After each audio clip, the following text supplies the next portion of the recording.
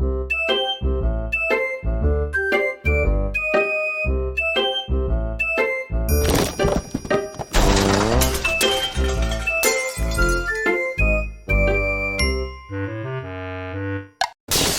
rolling. Welcome back, everybody. Episode 48 of the Jiu-Jitsu Dummies podcast. We are sponsored by Fightback CBD. Get 20% off your CBD order at fightbackcbd.com with code JJD.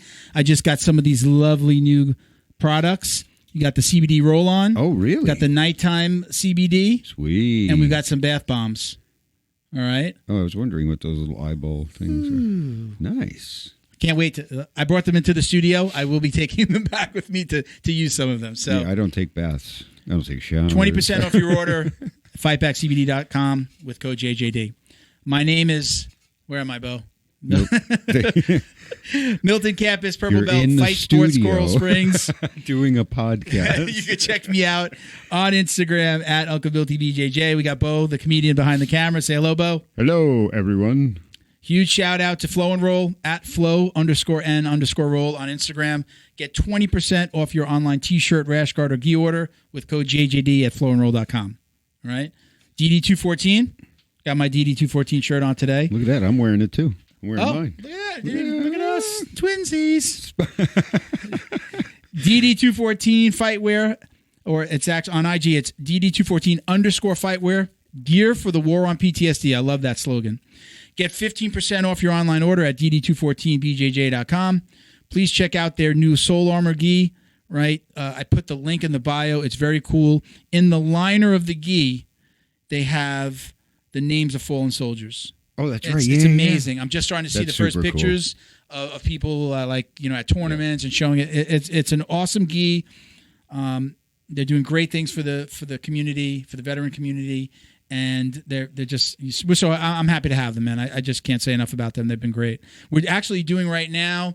By the time this airs, we would have just awarded 10 DD214 rash guards on our Instagram. So keep an eye on our Instagram, everybody. We do giveaways every single month. Cool. Yep. And if we don't have a sponsor doing a giveaway, we're going to give away something. So we gave away a couple of things. We did the YouTube giveaway on the last episode, which we awarded. We gave them a rash guard, and I just gave away. What did I do?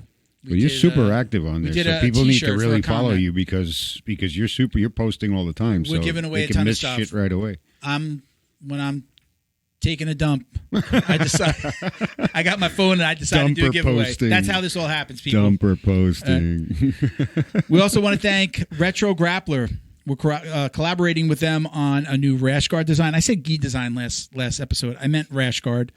Check them out at Retro Grappler Shop on IG and retrograppler.com. Very cool stuff. Warriors Next Adventure. Shout out to Nick and his crew. They're a veteran nonprofit. They're filming a documentary. They really just finished the tour, on the road filming. Oh, they did? They did. They finished the filming. He wound up doing 48 days total, yeah. Right, cool. After the bus broke down, went back and got his truck. So they're filming a documentary called PTSD versus Jiu-Jitsu. Again, they just finished 48 days of traveling the country. They came down here. Sweet. They did the podcast. We trained a little bit. Check them out at Warriors Next Adventure. And for more information about the actual documentary, click on the PTSD versus Jiu-Jitsu tab, and there's a video that plays, and you can learn how to support and maybe even donate to the cause. All right? Don't forget to like, comment, subscribe, and share wherever you're watching or listening. And if you're watching us on YouTube, don't forget to click the bell. Bing, bing. And you'll get notifications every time we launch a new video. All right. Anything else? You good? Yeah. All right. Yep. Let's get today's guest in here. A little sweaty, but... Let's get him in here. Ready? Yep. Let's do this. Let's do it. All right, everybody. Joining us today is the youngest ever black belt under Brazilian Jiu-Jitsu legends Renzo Gracie and John Danaher. I got that right off your website, so it's got to be right. He's becoming very well known for his MMA and BJJ instructionals. You got IG, TikTok, YouTube. Welcome, Stephen Williams, everybody. How you doing, bud? Appreciate you having me, dude. Thank you. I appreciate it. And like I always say, thank you for being patient. We had a little problem there. We appreciate you sticking around. We had one guy that took off one time. He's just like, I can't wait. Really? I won't say his name on air. All right. I won't say his name on air. He had a date with his girlfriend, and he wanted to go early. We were on time. He wanted to go early, and we couldn't go early. and then he dipped. It was Really? yeah. It must have been an important date. She must have been in that honeymoon phase. Yeah, I won't have him on. I don't like his stuff online anymore. I stopped following him. Yeah. Well, welcome, Stephen. So there's a lot in that intro. I mean, let's get the obvious stuff out of the way. Renzo Gracie black belt. How does that work? I'm very curious I know, you train at a studio. Like I train at Fight Sports, and my coach is coached by, Cyborg. How does that work?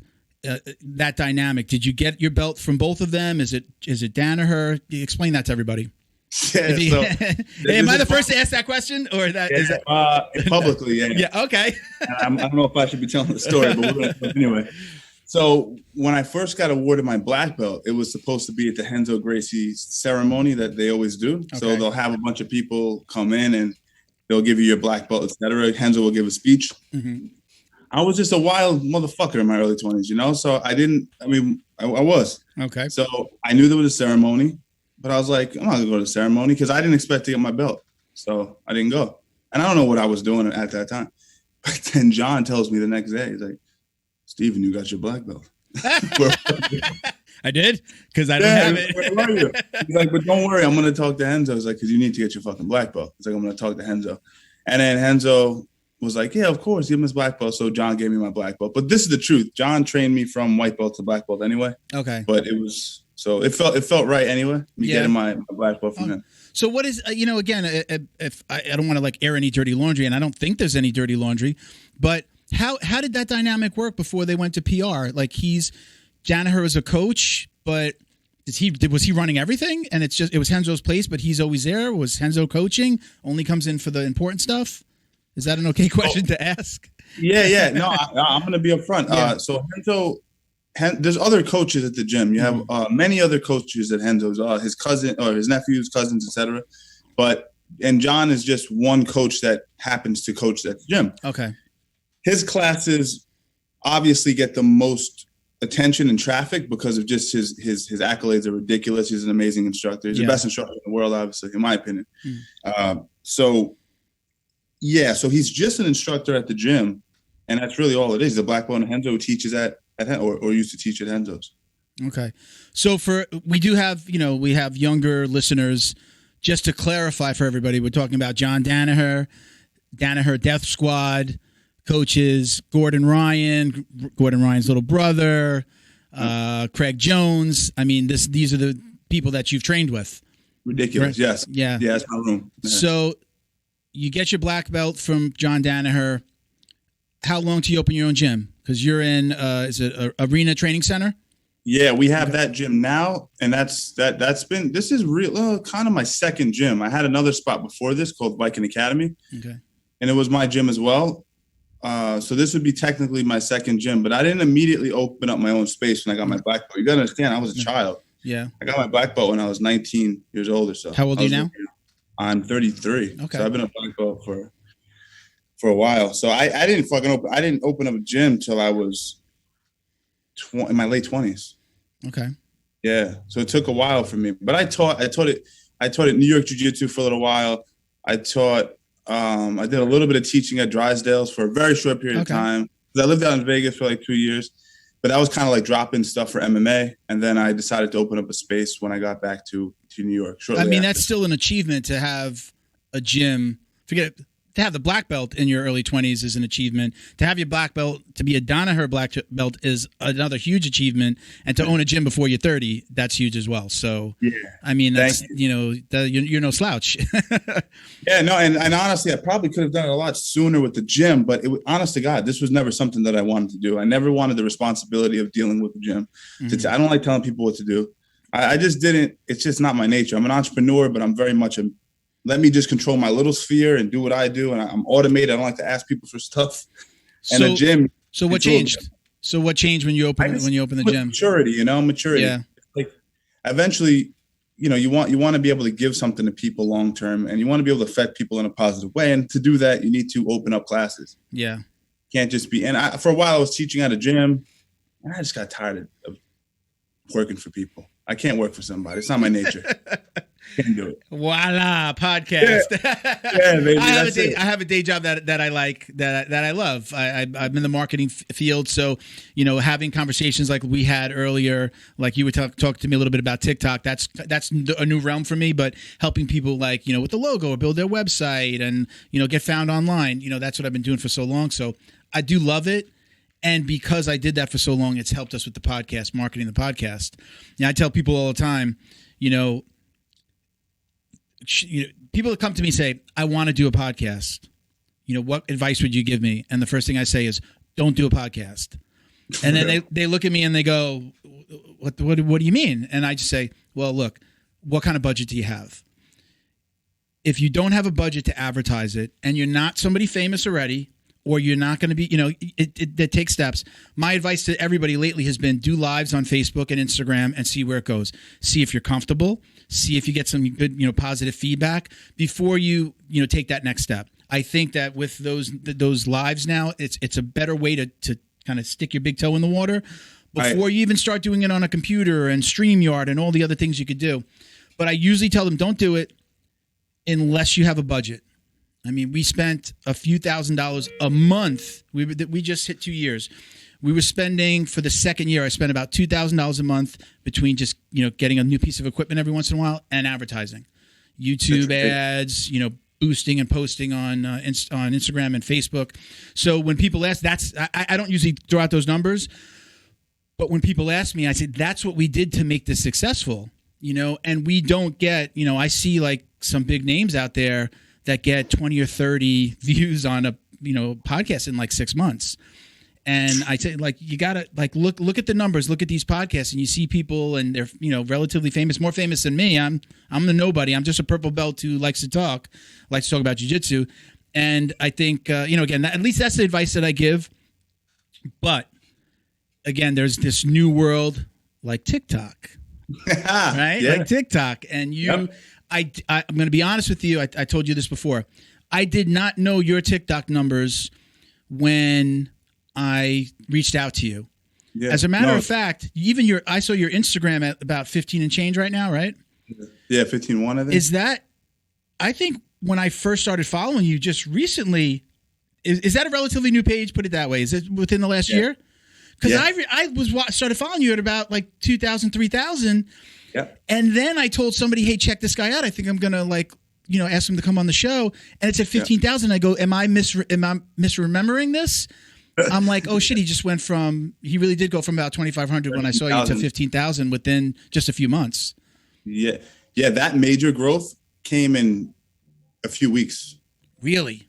Yeah. So I have a buddy, I train him in boxing. Okay. And he goes, Steve, his name is Jackson. He's like, Steve, I looked at your numbers, 15K. I was like, this motherfucker buying followers. I'm like, come on, man, come on.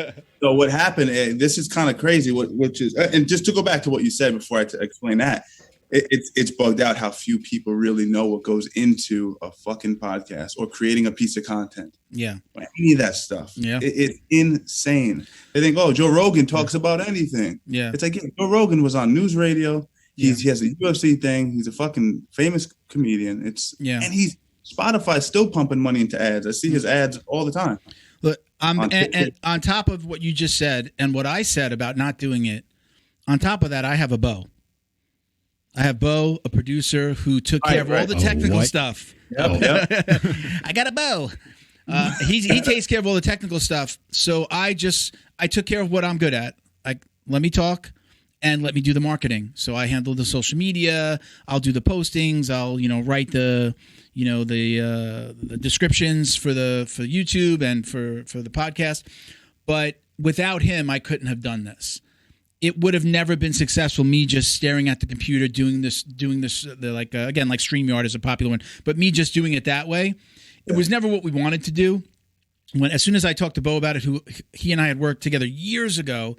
And then we kind of reconnected, and I told him about the idea. He's like, yeah, it's a great idea. And then like another week later, I said, hey, you be interested in helping me with this? And from there, it's been great. But like you said, people don't realize, like, if I couldn't imagine having to do all the work that he does as well. The setup, the cutting of the videos, the intros, the outros, the music. I wouldn't have known how to do any of that, and I probably would have quit. So that's, again, why I go back and I tell people, start on Instagram, do a live, see who could, invite a guest.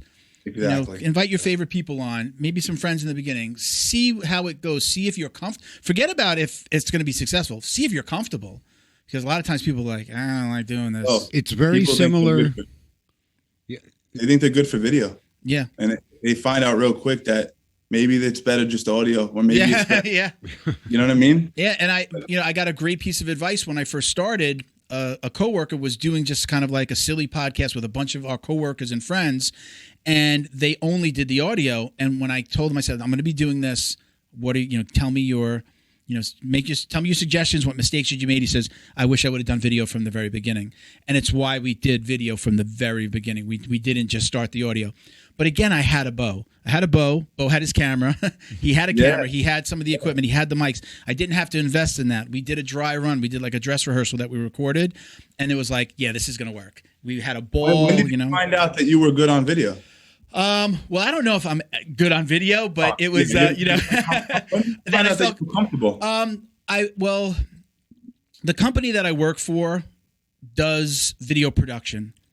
It used to be one of our biggest products. I work for a full-service marketing agent, digital marketing agency called OMG National. Part of our marketing programs was we would do a video for every client. So I was always selling it. I was always talking about it, selling it. Around it, there was a studio with a green screen right around the corner from my office. So I was comfortable with kind of that kind of just being in that environment. I had also worked on a TV show called Metric Revolution. It only appeared once on ESPN, long story, many moons ago. But again, was comfortable with being on set and saw how things worked. Every once in a while, we would do our own video. We would do a video for the company, and they would go around and they would, maybe interview some employees. Maybe they just got you working and you were on the phone and they just took video. But one time I did an interview, and this kid kind of like was going around and he cut these interviews together. So it was like he'd spin in his chair when the final cut was him spinning in his chair, and he'd appear in another part of the office and talk to that person. Spin around, go back up to his office, spin around. So he cut it together that way. Yeah. And when I did that with him, this was before the podcast, it came out really well, and even the owner really liked it. It's not why we did the podcast, but when the podcast idea came up, there was no trepidation on my end. I wasn't like, oh God, am I going to be nervous? And then sense. We did the dry run, and that was fun as shit for me. It was just, we had a good time.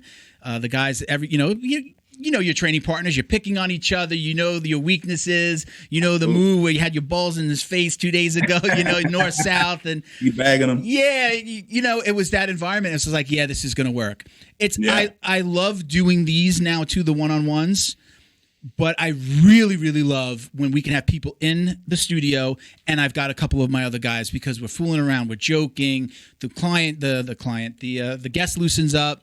And it's just a lot of fun. So very early on, I can't even say like there was a point that we were like, okay, I feel comfortable. We just went into it and it just worked. So it was just like, yeah, this is.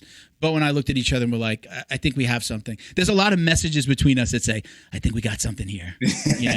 So, but you knew it took all of that experience to get to a point where you had that realization. Yeah. So that's an important thing for people to take away from this. So, okay, tell me your story. I've bored you with mine. Now tell me your story. How did it go? What came first? Because I see your YouTube goes back quite a bit. And so what came first here? YouTube? So YouTube came first. I had a YouTube channel called Panama Dreams. So I'm in an indie alternative rock band called Panama Dreams. We play a lot of shows in Brooklyn and all that good stuff. And so I started making vlog content around that. So I learned how to edit and do that sort of shit in like 2016. Okay. But then I started the Steven Strangles People kind of brand. Because I was like, why am I not leveraging something I've been doing since I was 15 years old and presenting this kind of content that would be palatable to a niche audience? So I started doing that. And I don't know what years that was. I was probably 2018. So I started that earlier. And then Instagram came after that. But I had been meandering around the corridors. I had a Panama Dreams Instagram where I was putting up behind the scenes stuff of us at the show and off stage and all this kind of wild stuff. So it all kind of came together. And TikTok was the last. TikTok was the... Honest to God, I had a prank TikTok with my girl. Then And then I said, isn't it crazy how the one that you probably didn't take as seriously as all the other ones is the one that just goes like, phew. It's got 1 million I was followers. Like, who gives a shit about jiu-jitsu on TikTok? I was like, I'm not going to even waste my time. I put up like me on the pads. I put up me doing a leg lock. It got like 500 views. I didn't return to it for another year. Same story here. I have like 2 videos there, but one was just for me, like to upload to see how it worked. Yeah. And then I never opened it again. And then they said they were going to take it down. I'm like, I deleted it from my phone. I'm like, it's going to be gone anyway. Trump's going to get rid of them. When that whole fucking China thing came out, I was like, yeah, I swear to God, I was one of the guys that was like, take TikTok down. TikTok. I was like TikTok's communist. I was literally one of those guys. And then whatever happened, I don't know what happened. What was the realization I had? I can't. You said you did 2 videos. You did a joke one with your girl, and then you did something with you training. Yeah, we got like 2,000 followers on that, and I realized you can grow very, very fast. But I was like, what's the quality of the followers? As you know, Yeah. A lot of robots. Exactly. So I was like, what is this about? And then when I got started with the Steven Strangles, I said I got inspired by another creator who does like ice cream videos, like nothing related to martial arts.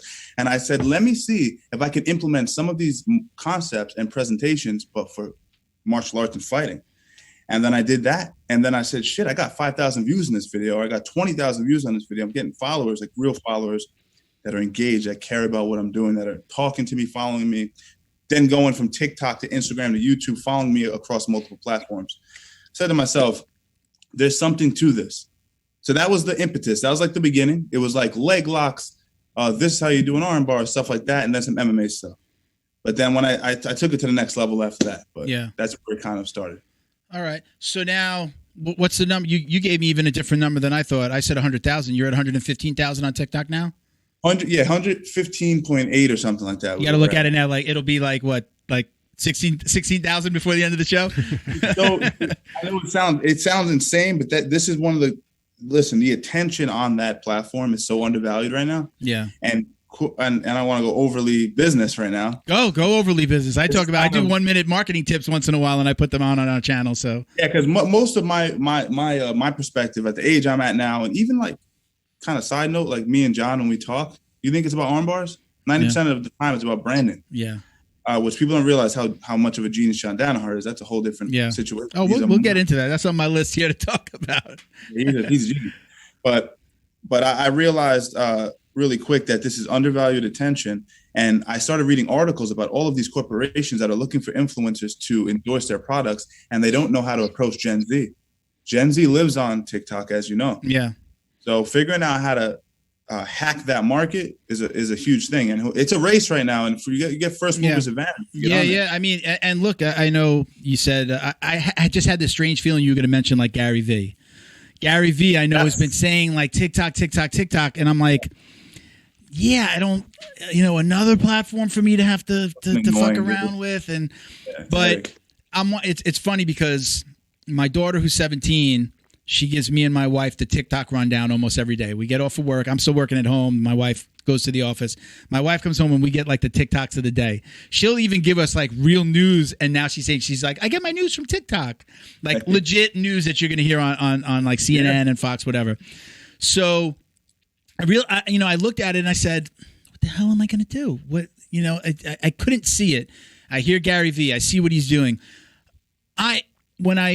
My wife is like, I don't want to have anything to do with TikTok. She's like, she doesn't even have the app on her phone.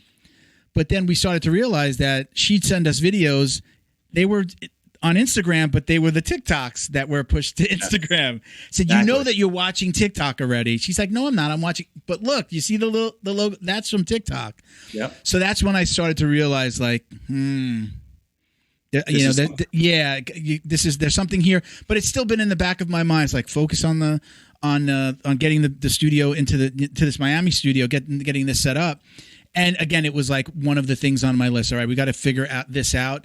And even before TikTok we really wanted to do some additional content. So putting out content videos, doing, instructionals and, move of the week, whatever it is, got with my coach. He wants to do it. I have another friend that has a gym. I know he's like great, big on the leg lock stuff. So I was like, I'll be the dummy, jiu-jitsu dummies. I'll be the dummy. I'll be making the faces, and I'll let you do the moves on me. Got to be a little tongue in cheek for us because, we called ourselves the dummies. And so again, it's been in the back of my mind, but again, even when I asked you to be on the show, I'll say this again. I wasn't thinking about TikTok, and then I saw your video that said, "Hey, thank you for getting us to 100 something." You posted something about 100,000, and I said, "What?" I went into my app store. I re-downloaded TikTok. I saw that my 2 little stupid videos are still there, and I popped over to you and I followed you. I'm like, "Yeah, he's really got 100,000 followers." And then again, this whole conversation is we're having now. So. It's insane. We'll get you on there. Yeah. I know you have a lot of we all do, but you're really focused on what you need to do. You're doing it sequentially, which makes sense. You're not overwhelming yourself. Yeah. But you will end up there, and man, you're gonna be the first. You're definitely gonna be the first jiu-jitsu podcast. But podcast period. Yeah. So are there not a lot of? Again, I haven't really looked. I see a few jiu-jitsu guys on there. Are you like one of the first guys doing what you're doing? I've never really used TikTok to look up MMA stuff. And 100%. I mean, I have a few people that show techniques, but they don't really know how to present it. Yeah. So it does okay. Some of them just don't do very well at all. But so it's all about, what you're doing is important, but context and how you present the product is very, very important. How did you figure out that that's what you wanted to do? Which when I say that's what you wanted to do, I mean, like you're doing your 3 moves that everybody should know on the streets. Yep. Was that conscious? Did it come about? Because a lot of things with like content creation, it's just like, oh shit, that video took off. Let's do that. Was it consciously, I'm going to do it this way, or did it evolve? It did evolve. Yeah. But I you realize as you get older, you go, okay, I'm going to do this, but I'm getting these results. I was getting maybe 5,000 to 20,000 views per video. I was getting, let's say 10 new followers, 20 new followers per video, which is good. But I'm thinking to myself like, okay, how do I serve more people? And what's my inherent toolkit? I have, some jiu-jitsu guys are just jiu-jitsu guys, they're just guys who go and they roll around. That's all they know.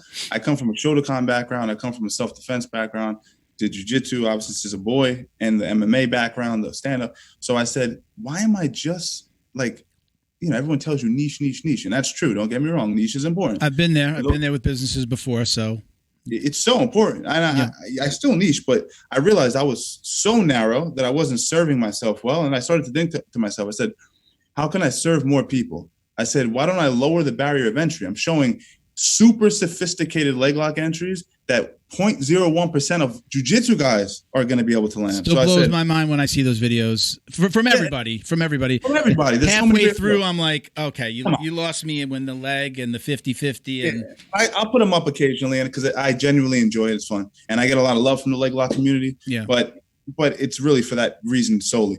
But I realized, okay, I'm only just tooting my own horn. A lot of these fucking leg lock guys, that's all they're doing. They're going, look at how good my leg entries are. They're not really trying to help anyone. So I had to change my mentality from look at this cool move to you can use this right now. You've never done jiu-jitsu. You don't know what MMA is. You can use this right now. And because I have a skill set to be able to do that, and the editing background, and it's a little affable, it's a little silly, it's a little like, is he serious? Like I kind of am able to monitor that anyway. So I saw a giant, that was conscious. I said, I'm going to show some self-defense stuff. And it was just like, 2 million views on my first viral video. Wow. And that changed everything. Yeah. Changed everything. Absolutely. Well, this is it. I mean, everything happens for a reason. And us having this conversation, I think, is going to get, I have all of the people in place, and I've got a place to shoot it. I've got my dummy. And again, hopefully it'll lead into like, hey, if you're down in Miami, let's go. Hey, you mind? Let's go shoot a couple of videos, and then we'll be able to, have again. I'll be the dummy and let other people show. I gave you my idea. Exactly. We won't say it just yet, but we'll have other people, do those moves on me. But man, I'm convinced. Man. Brands are moving there, and brands are going to see jiu-jitsu dummies now, and they're going to go, oh my God, this is this beautiful niche, and they have a corner on the market, and that money's just going to funnel into the first mover, and you're going to be the first mover. Yeah. How how are you doing in kind of that realm at 100,000 followers? Are you like, we have a sponsorship kit that we send out when somebody, wants to do something with us. Where are you there? If I can ask, we don't have to get into the real fine details. Yeah. Okay, cool. I got offered, I don't know if it was 1,000 or 10,000 followers. They offer you to join the Creator Fund. So they basically pay you per 1,000 views. Okay. And I joined for a little while, and you're gaining money. You can definitely make $5,000 to $8,000 a month, maybe, if you're doing really, really big videos. If you're doing smaller videos, maybe you'll get $1,000. When you say big videos, you mean they're doing numbers or longer videos? Yeah, like million views. Okay. Like, million views plus a video. Okay. But I realized, I'll tell you the truth. I felt like because I joined that Creator Fund, and I could be completely wrong. So if you're another big TikToker and you end up watching it, I'm not shitting on it. I'm not saying that it's true. I might be just a conspiracy theorist, but I noticed a significant slowdown on my views. Now, why does that make sense? Well, there's only a certain amount of money that TikTok has. So they're going to suppress views to a certain degree to pay certain creators, maybe less. Maybe I'm wrong. I know that I literally stopped the Creator Fund and my views went back to like 340,000 views, 1 million views to me. So that's a personal thing. I don't know if that's correct. I could be wrong. We still love you, TikTok. We still love you. Yeah, I love you. Yeah, you're helping me out a lot. But yeah, I don't know how that works. So I'm out of the Creator Fund. I don't want any money from them. And I don't do any work with any brands because I'm not really in a position where I'm ready to not sell out my audience, but sell to my audience. I feel like I still have to cultivate a significant connection with them, and it's there, but it's not there enough in my opinion. So are you monetizing right now? You decided to take a step back and say, I'm going to do this a better way. I'm very fortunate that I have a gym that's successful. I have the YouTube, which is a little bit of money, Patreon, which is more money, and that's kind of what I'm happy with right now. I'm doing well, and I think sometimes guys get into trying to make it. So your situation is completely different because these brands want to get seen on your platform. Yeah. But me, I gotta say, I fuck with this product. Yeah. And do I really fuck with this product? And I don't really have many products I fuck with. So yeah, I'm not confident in selling to people at the moment. Okay. All right. So we have a CBD sponsor. I was using the CBD. He gives away we'll ask some listener questions, and he gives away a bottle for each question that we use. I started using the CBD after he came aboard. I used a little bit of CBD here and there, but then I started using it. So, other than that, it's like apparel, gis, t-shirts, things like that. So that's a little bit easier because, it's like, listen, I had a funny t-shirt site and then I had the podcast store and I had an MMA site at one point. So it's kind of like, listen, I just love wearing t-shirts. My wife hates it, but I just love wearing MMA related stuff or, and jiu-jitsu specific. So do you go directly to these people? You said you have a press kit and all that good stuff? I use a sponsorship kit. Yeah. I kept it to a one pager and, we talked about this on a recent episode too. The way that we've come into sponsors has almost always been with them doing some type of giveaway to our audience first. So it my CBD guy, he was just a product, product sponsor and then sponsor, right? Sponsors usually money and product. Product sponsors were what we started with, and like you, I didn't worry about monetizing. I didn't worry about asking everybody we knew we had to build an audience. We were brand new. Nobody knew who the hell we were. Yeah. So a lot of them had done giveaways, and then they saw results. They loved being involved with the podcast. Besides the podcast, if you watch our Instagram, I integrate them into as much of the Instagram posts, the graphics, and I put their logos on stuff. And they have frames for each individual. If I'm in today, I'll be in this T-shirt. This is DD214, DD214 Fightwear. I'll make sure I get a picture of this. And I'll put it in a frame, and I'm going to post it. Hey, did the podcast today, and start tagging people. So we do a really good job of that. Again, just experience doing it for clients. Yeah. So the easiest way, because I do have a 9 to 5, is if I see something cool on Instagram, I shoot them a message. I'll say, look, I really like that shirt, or I've bought that product, or I have your gi, really love it. I see that you put something new out. Are you interested in talking to us? Have you ever done anything with podcasting? And or because the social media person that's on the other side of that for bigger brands may not always be the person that's making, other marketing or branding decisions for podcasts. So I'll usually ask, who could I talk to on that end about you guys sponsoring the podcast? Very direct. I don't have time to go back and forth and to BS. Look, we need money to keep the podcast going and to grow. This is what we do. I'll send them a podcast. I'll send them maybe all in Instagram, all in the chat, just like I did when I approached you. Hey, man, love what you're doing. Just like that. I send them, if they're interested, then I send them just an image of the sponsorship kit. Just a one-pager, three packages, my phone number, logo. Bo did a really nice job of setting it up. And that's it. And then I'll get interest, some questions here. When COVID happened, I very much went to pay us monthly. Cancel at any time kind of thing. Look, pay us monthly. You get billed once a month.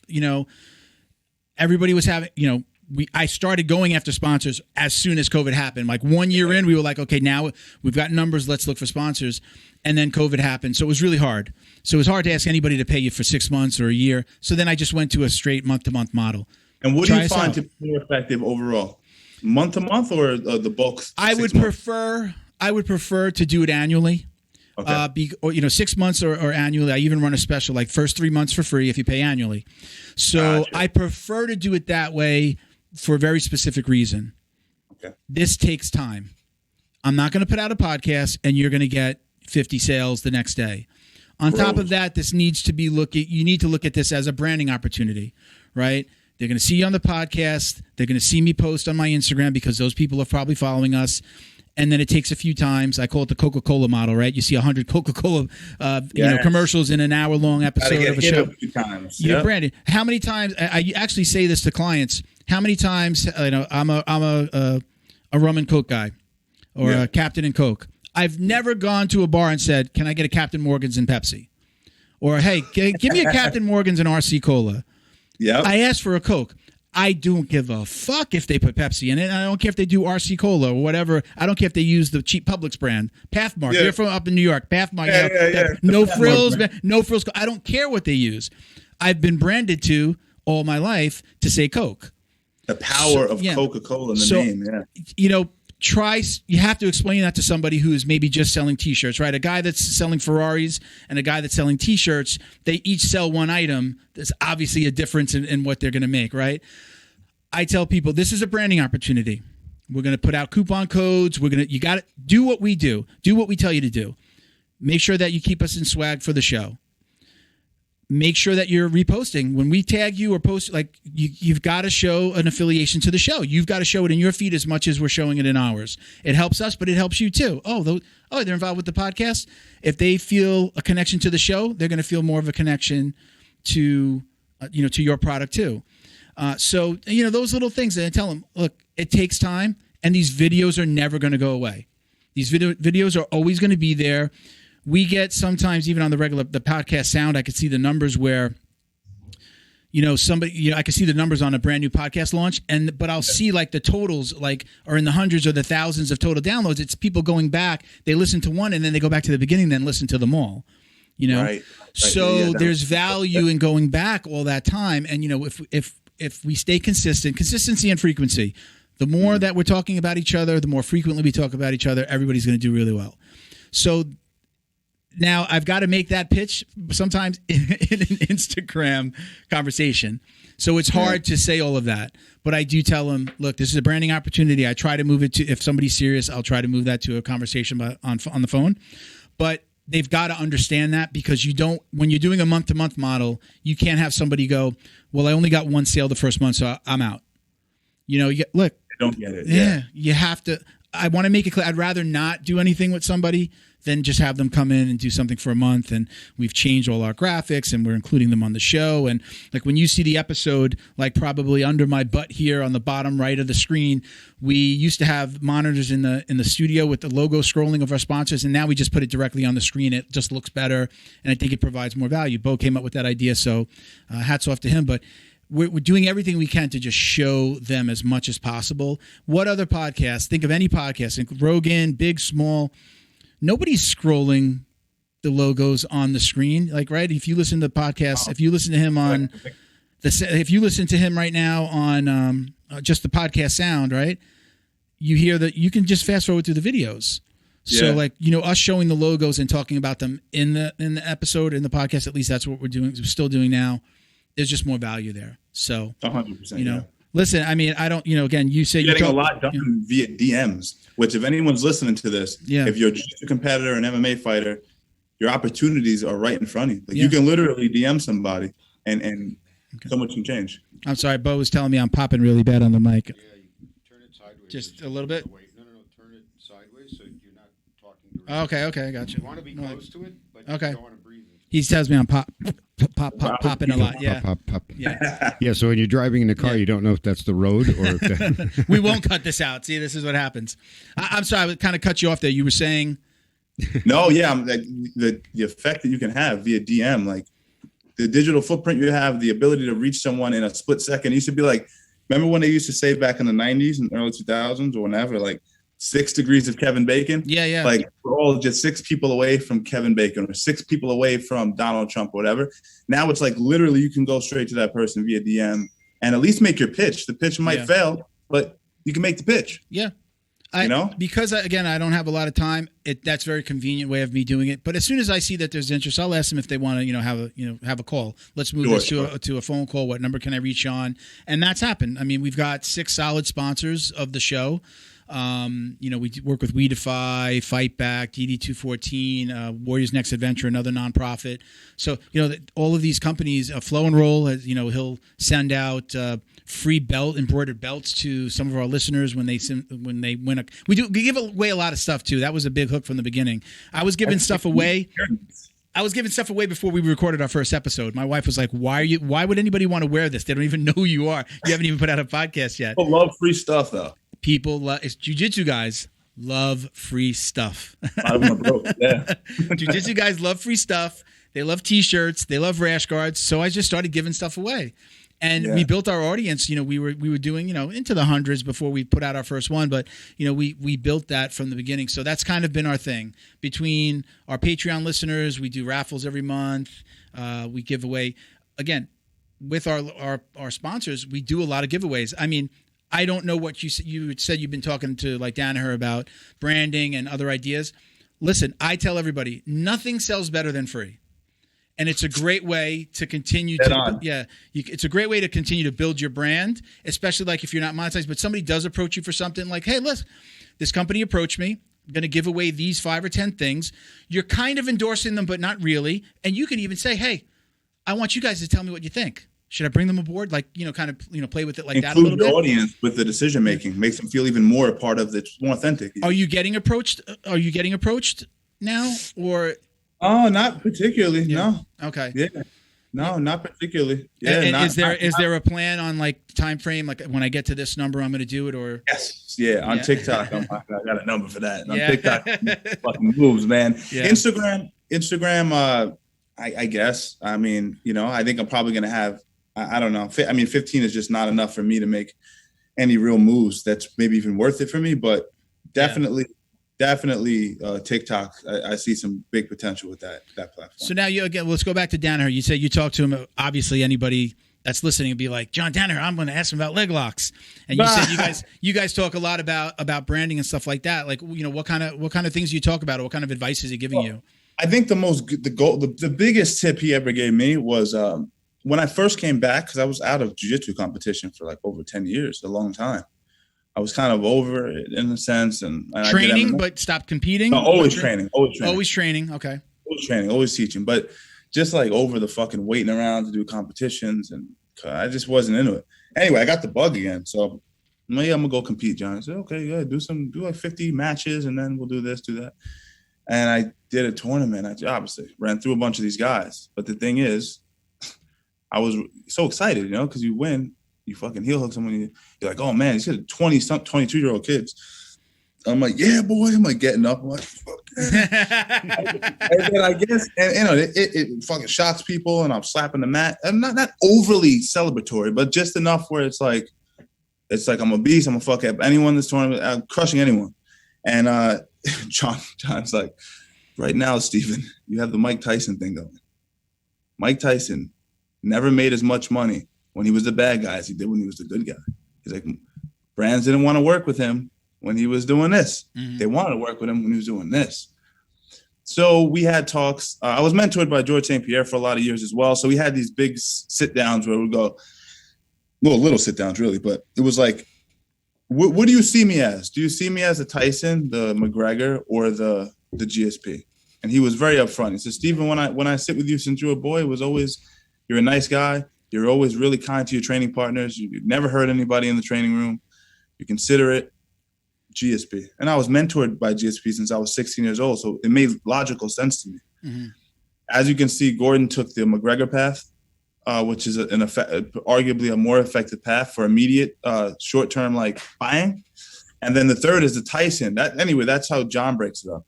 And then the Tyson thing is like, it intimidates people and it may even get people talking, but it is a little off-putting. So if you go from one tournament where I'm like cranking legs and fucking getting up and fucking talking, and the next tournament I'm helping. And it was authentic, by the way. Yeah. It wasn't changing my personality. They both reside in me.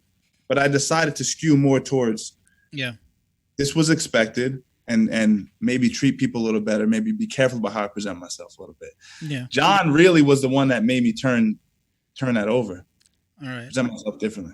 I agree with that path. I'm glad that you took that path. I think that in your world, from I'm outside looking into your world and the people that you've trained with, you could have easily probably been successful going any of those ways. Thank you, John. You hear that? I think you could have been successful doing any of those ways. Yeah. Like Craig Jones, he's the comedian. Love watching his stuff. I watched the Flow Grappling show the other day. Do you watch Flow Grappling at all? I pop in occasionally. Yeah. What do you do? They did the Danaher. It's like DHS and PR.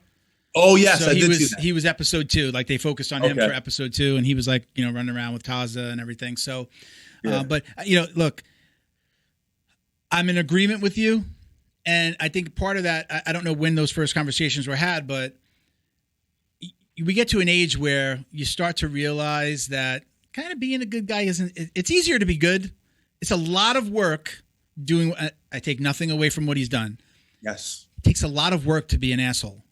It's a lot easier to smile and be nice and to shake things off and no sir, no thank you, no listen, I'm not going to get into it with that guy. Delete a follower, not have to answer them. I haven't had to deal with a lot of that, but occasionally, deleting a comment like, well, that was stupid. I don't want to look at it. Guess what? I don't have to look at it. I don't have to take the Joe Rogan approach and say, well, I'm just not going to look at it. When I do see something, I go, well, you're an asshole, so I'm going to do it. I've never answered a negative comment. We've only had a handful, but I just chose to go that way. So I just think it's cleansing. At least this is for me. It's cleansing for the soul to be nicer. Again, we give away a lot of stuff. We work with WeDefy. We work with 2 veterans like PTSD organizations.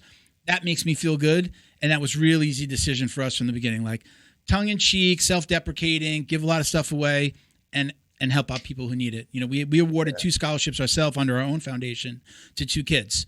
One that supports Tap Cancer Out, and we gave her a scholarship. And the little boy, Bridger Walker, the little boy that saved his sister, he got bit in the face by a dog, saving his sister. He was our very first scholarship winner.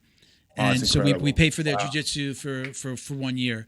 So it's great. Yeah. But I'm saying that to you, I'm legitimately getting chills saying that when I share that with people. That feels so much better. I've got freaking goosebumps on my leg right now.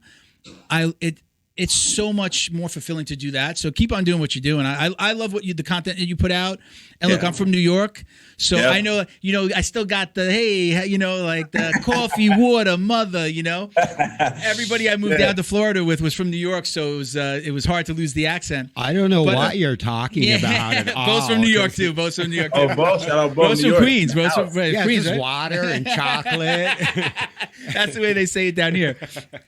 But, I think it's that New Yorker, right? I think that's what resonates. As somebody who's a Floridian now, I'm almost down here half my life. The New York attitude resonates with people. And the way you speak, the way you talk is the way that the people that I hung out with in New York talk. I was on Long Island, but but other people, they see that and they, it's the perceived toughness. Yeah. And it's also perceived like, well, that guy's from New York. I'm going to listen to him. He's got to be a badass, right? So you're that's good for you. That's good for your brand. Just the way you talk. I got the same. I got the same. That's it, bro. I got the same fade. I got cleaned up.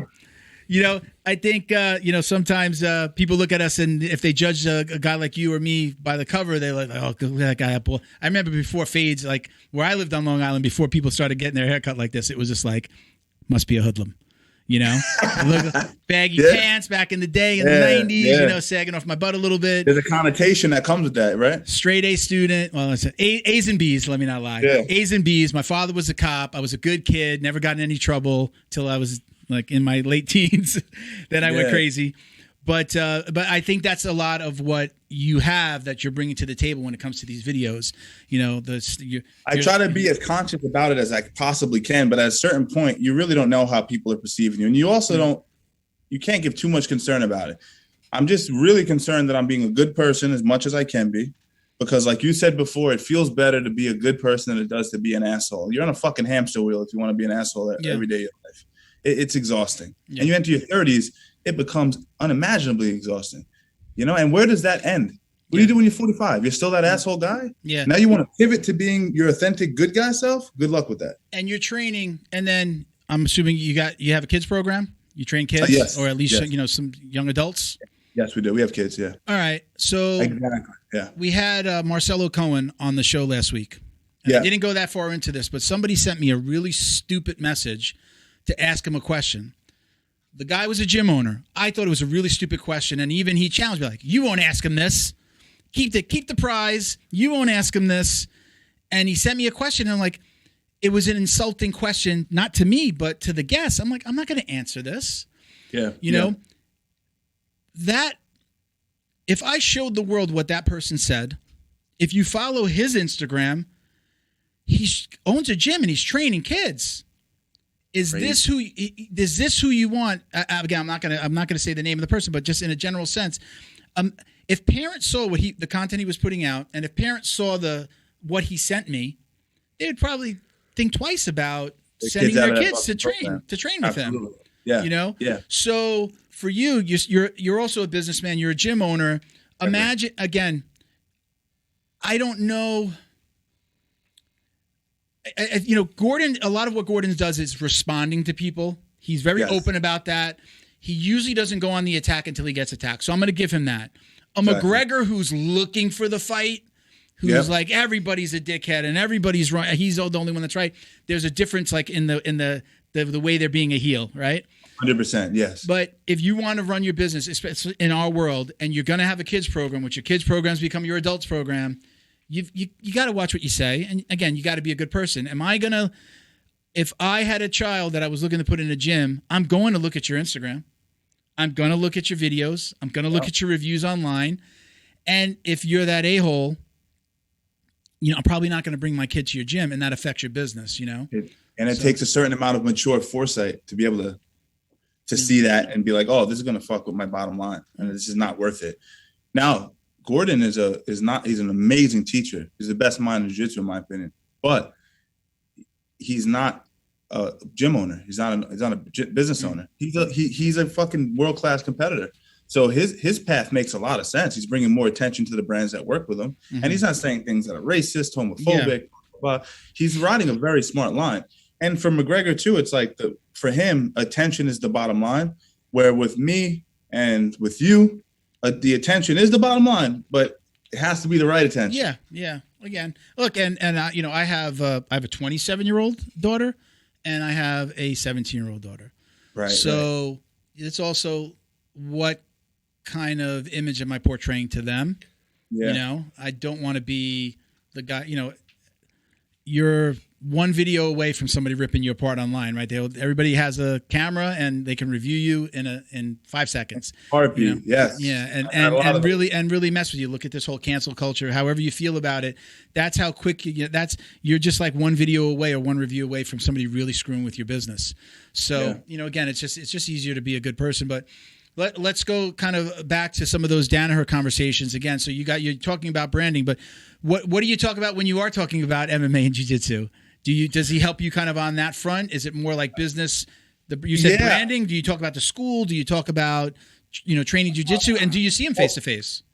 Yeah. There's some things that he's talked about. I don't know if it's public. I think there's affiliations. I'll just say that are going to be coming up, and we did talk about my possible involvement with that. Yeah, maybe it's going to be a multi-state sort of situation going on, multiple gyms, and I will be involved with that. But that's about it in terms of kind of future goals business-wise, as far as I know. And really, most of the marketing comes down to what we talked about before: being aggressive in the DMs. That's something he pushes too. You can't sit around and wait for promoters to get a hold of you, for brands to get a hold of you. Go in and get after it. And he's big on making noise. And again, I'll give a little tip again. I've said before, I tell people, don't start a podcast unless you have money. There are other ways to do it. My path, my opinion, that is my opinion. I do believe in the giveaway model, though. Let them. They can give away product. They don't send it to me, so they don't have to think that I'm taking. Let me grab a couple of shirts for me. Everything gets directly to the winners. But let's do a giveaway, and it usually gets people interested in saying. I might have approached somebody that's never heard of the show. They start listening. They start watching the videos. They start looking at the snippets. They follow us online. And then all of a sudden, they do this giveaway. There's usually a quick little bump. You start to see numbers change. I always take a snapshot of everybody's Instagram so that I can see when right before I launch the first one, and I can see what's moved just in a couple of days. But again, I said before, nothing sells better than free. That's a great way for them to do something with us. Everybody's okay with giving out some product, especially in our world, because everybody's looking for sponsors and everybody's looking for product. And I think that's a great way. So I don't know if you would take that advice from me, but for anybody that's looking to start a podcast, it's a great way. Let's do some giveaways. Let's give some stuff away. Let's make it about the listeners, and that endears people to you, and people are gonna wind up giving you a shot. Again, I was doing the giveaways before we even put one video out, and that's why I prodded you a little bit on that. 'Cause I said, wait a second. I didn't understand how the free thing worked. I've seen it before, but I was never really privy to how it worked and how to implement it properly, I guess you could say. Yeah, I mean, on Instagram, it's easy. Put out the picture. Hey, tag 2 friends, tag 2 training partners, repost this. It's easy. I don't know how that would translate over to TikTok. I'm so new to that. How do you do a giveaway in a video, and then how does that help you spread the word? Yeah. That's something you'll teach me. I'm sure it can work. Yeah, I'm thinking now. Now I'm thinking. Yeah. It could definitely see it working. So we glazed over a little name that you mentioned before, GSP, George St. Pierre. So you said he's, tell us about that relationship. You said he was mentoring you since about 16, and I think you mentioned you were one of his main sparring partners for a while. At least maybe I read that on your website. Yeah. I think he started coming down from Montreal to Renzo's gym back when we were over the methadone clinic. We were on the 5th floor over methadone clinic. Really? Oh, yeah, wow. It was one padded room with one heavy bag in the corner, and George was just a white belt. I mean, he was a generation older than me, but he was a white belt. I was a white belt, and we always knew this dude had some special talent. I think he was already fighting as a white belt. He was already fucking double-legging guys and beating the shit out of people at such a young age. But so we became friends. We trained a bit, and then I think it was right before the Alves fight. Remember Alves, that fight, how jacked? I don't know if you remember that. Thiago Alves? Yeah. Thiago was just dude, that was Thiago at his most bulkiest. I've seen him in a club down here in Florida one time, and he's just it's a little bit, I think he's my height, and he was 2 of me at that time. He's just dude, he's such a scary dude. Yeah. So George, I came down, I rolled with George. The cameras were there at the time. The UFC cameras were there. And he was like, holy shit. He's like, we hadn't trained for a little while. Because I don't know if people know this, but after Matt Serra fought George was no longer allowed to come to the gym. So he was no longer allowed to go to Renzo's. Oh, that's right. Serra's a Renzo Gracie, right? He's a Renzo Gracie affiliate, right? He's Renzo's first American black belt. So that's right. I didn't think about that. Yeah, they were like, George, we love you, but you ain't allowed here. And that put John in a tough spot too, because now John's like, this is my protege. How the fuck do I? So John would have to put him on. Oh. So let me stop you real quick. So that first time they fought, was that when Serra won the Ultimate Fighter? Yeah, that's the first fight, right? Yes. They hadn't fought before that. So Matt Serra wins the Ultimate Fighter. I forget what season that was. Yeah. And that's when they brought back some kind of veterans and some fighters, I think, right? They brought back the vets. Serra wins the Ultimate Fighter. Serra beats Back then, it was if you won the show, at least on that season, if you won the show, you got title to fight. shot. Yeah, title shot. Yeah, crazy. The opportunity. Yeah, nuts. And he wins. And George wasn't. I mean, I love you, Matt Serra, and you're the fucking man. And he inspired me to a level that I can't even explain. Watching him move and take people's backs before Marcelo Garcia was arm dragging to the back, Matt Serra was on your back like a tumbleweed. Yeah. I mean, so inspiring. So nothing but beautiful things to say about that guy. He's a wonderful person. But George was, he was the champ, and he was drinking and drinking wine in France. I don't think he trained at all for that fight. And he would tell you this, by the way. Really? Yeah, he trained maybe 1 week for that fight. And not that it would have changed the results, because when Matt hits you with that overhand, your legs are going. He hits very hard. But yeah, so he was extradited. He was not allowed in the gym, so I hadn't seen him for a while. So when he came back after the whole Matt Serra fiasco was sort of smoothed out, I had matured a little bit, got a little bigger, put on some pounds, and we rolled. And he was like, "What the fuck is that?" And I was training with back in a few years back. So he said, "Show me some tricks, some single legs, some this, that." He's like, "How about you come to Montreal?" He's like, I'm fighting this dude, Alves. I mean, you're bigger than Alves, but like he's similar looking to you. I was like, yeah, I'm down. So he started flying me out there. That was the first fight we ever worked together. He brought me up as a jiu-jitsu partner and to help him with jiu-jitsu while John couldn't be there. But then after he realized I had boxed and I had kickboxing experience. So then I said, can I spar? And then Faraz was like, yeah, you can jump in with these guys. Like a box. And he was like, shit, I can use you as a sparring partner. So we started working together more so after that. But it goes back as far as 16. Wow. Yeah, it goes way back, man. So when did that stop? You said for about 5 years you did that? How did he get his ticket back in? Because he did start coming back to train with Renzo's, right? I mean, I've seen him recently. I guess that beef or whatever that was is kind of squashed. It was right after it was maybe a fight after the second Serra. Then they fought again, and GSP wins, right? Yeah. They only fought twice, right? Did they wind up? They didn't fight a third time. They didn't. There was no trilogy. He wins the title back. Yeah. Is he welcome back into the gym at some point soon? There was water under the bridge. There was no hard feelings at all. Yeah. It was just something that was political, but it made a little bit of sense. And Serra trained in Renzo's in that above the Methadone clinic. He trained there before he had his gym, or is that at that time he had his own gym too? At that gym, and he had his own gym. Okay. And he trained even before that location where they were working out of a kung fu kind of spot. Like there was a kung fu section, then there was like the jiu-jitsu section with like regular like gym mats on the floor that you would find in a 12th grade gym class or something like that. The ones with like the Velcro that keeps the two different pads together. Yeah. That's how that predates me. That predates me. Yeah. Wow. But I started jiu-jitsu in 2002. Which is ridiculous. So you said when you first met GSP though, you guys were both white belts at the same time? We're both white belts, yeah. Okay. All right. So I was just young. So tell us a little bit about kind of the MMA, the Muay Thai side of things. I didn't give a shout. I read some of your bio on your website, but you've also trained with some prominent Muay Thai guys as well. Yeah, so we trained. I managed to get a hold of. Shout out to Matt Ruskin if you hear this. Matt Ruskin brought over Koban, who's one of the most legendary kickboxers and Muay Thai fighters of all time. He's fought Ramon Dekkers three times maybe. He knocked Ramon Dekkers out, which is ridiculous. One of the greatest chins I've ever seen in my life. Amazing left kick. So I started training Muay Thai under him.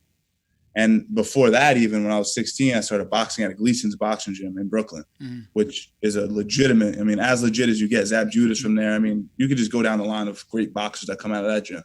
So, yeah, Koban, though. Koban is next level Muay Thai right there. Incredible traditional Muay Thai. So now, do you still, you mentioned before that you got back into the competing and you had this conversation with John about, kind of the person that you wanted to be and the slapping the mats and, and the heel hooking. Are you still doing competitions now? Is that I did a fight to win a few months ago. I did a fight to win. Okay. I fought an undefeated guy who was 4-0 in fight to win black belt, way more experienced than me, younger than me. I'm an old man now, so I can't. But I beat him. And I was excited. I got, if you look at my post right after that match, I'm like, I want a title shot right away. I roll with Taza every single day. I roll with Nicky Rodriguez. I roll with Nicky Ryan. I know where I'm at. Yeah. So I'm like, give me this motherfucking title. I'll win this fight to win title. I'll beat the kids, the young guys, the adults, and I'll take the old man's title. But then the day after my match, Philly shut down. This must have been in, I don't remember the month, but it shut down. And then everything got moved to Texas and Miami. And I'm like I told you, I'm not working with sponsors. I'm like, I'm not going to fly myself down and fight for free, bro. Yeah. I didn't get any followers off that win, Yeah. I have a different perspective, and I am a content creator, so I have to balance out. It has to make me money. We had you familiar with Alec Balding? Alec Balding? Yeah. Smart. I've seen his stuff on Instagram sometimes. Yeah, he's a content, been doing it for a long time as well, and. I don't know if necessarily Gordon let the cat out of the bag recently when he talked about how much money he's making from the instructionals, I guess like the BJJ Fanatic stuff. But I think everybody's been, at least the people that I'm talking to, have been a little bit more open. Like, hey, I do these competitions to help me make a living doing, building my followers and selling my instructionals. Yeah. I don't know that I heard a lot about that before Gordon just, again, is just like, hey, everybody, here's a peek behind the curtain. This is how I'm making my money. You hear the word, I'm making $1 million a month. All of a sudden, everybody's like, oh, shit. We didn't know that's what was going on. John is but John's responsible for all that. So John had that conversation with me personally as well. Yeah. He's like, Steven, you're never going to make money as a competitor. Jiu-jitsu competitors don't make money. You can't live off $100,000 a year, even if you're peaking. The word Gordon says $250,000 if you competed every single month. Mm.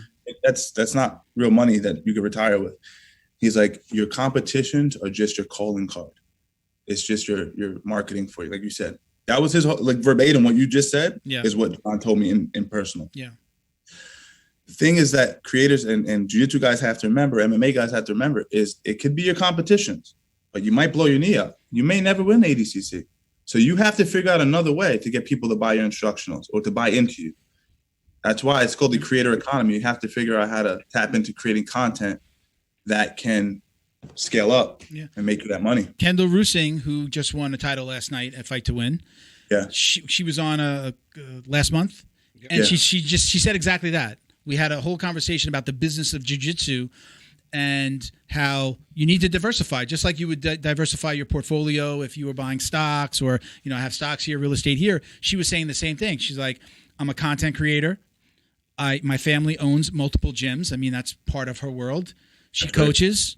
She does, I don't know if she's done an instructional yet. I'm not 100% sure, but she also does like a mentoring program. So like people can come to her and she'll mentor them. So she's, got her hands in lots of different things, and she's gone after her own sponsors and she does it all. And it's exactly what you just said is exactly what she said. If I was to get hurt and I had to stop, could I look, Gordon's seeing that right now. If I got hurt, it's that the stomach issue, whatever that is. If something makes me stop being able to compete, what else do I have? And fighters don't want to hear that. This is the thing about if I would have went back and told myself at 20 when I was training boxing and sparring pros and going to Texas to fight, if I would have told my young self, Steve, you really should consider shooting a TikTok because you might both my ACLs. I'll say it. I don't care because I don't know when I'm gonna compete. Both my ACLs are torn, but you don't like. If I would have told myself that back then, I wouldn't have listened. I would have been like, Steve, older Steve, get the fuck out of my face. I got this. Get out of here, old man. I don't want to fucking hear it. But the truth of the matter is, chances of you winning ADCC? Yeah. Let's be real. Yeah. Let's be real. I got him really tight. Really tight. Yo, you're not winning ADCC. You might win the Worlds. You may win the Worlds Masters. And guess what? Even if how about this? Let's be real with everybody who's listening to this. How many ADCC champions do shit sales? The metrics on those sales are very bad. A lot of people are not as lucky as you or I with the marketing background, you with a guy like John Danaher and just the whole squad and knowing what Gordon does. A lot of people don't have anybody telling them this stuff. So very true. It drives me nuts when I even, I've gotten people that have asked me for stuff and I'll send them a t-shirt or a rash guard to say, the more I see, the more I'm going to send. Just really basic. I'm being upfront with you. And they post the box that came in the mail and I see them in the shirt one time. We need to see more. And, it's a really hard thing to have to explain to somebody how they do it or how they should do it.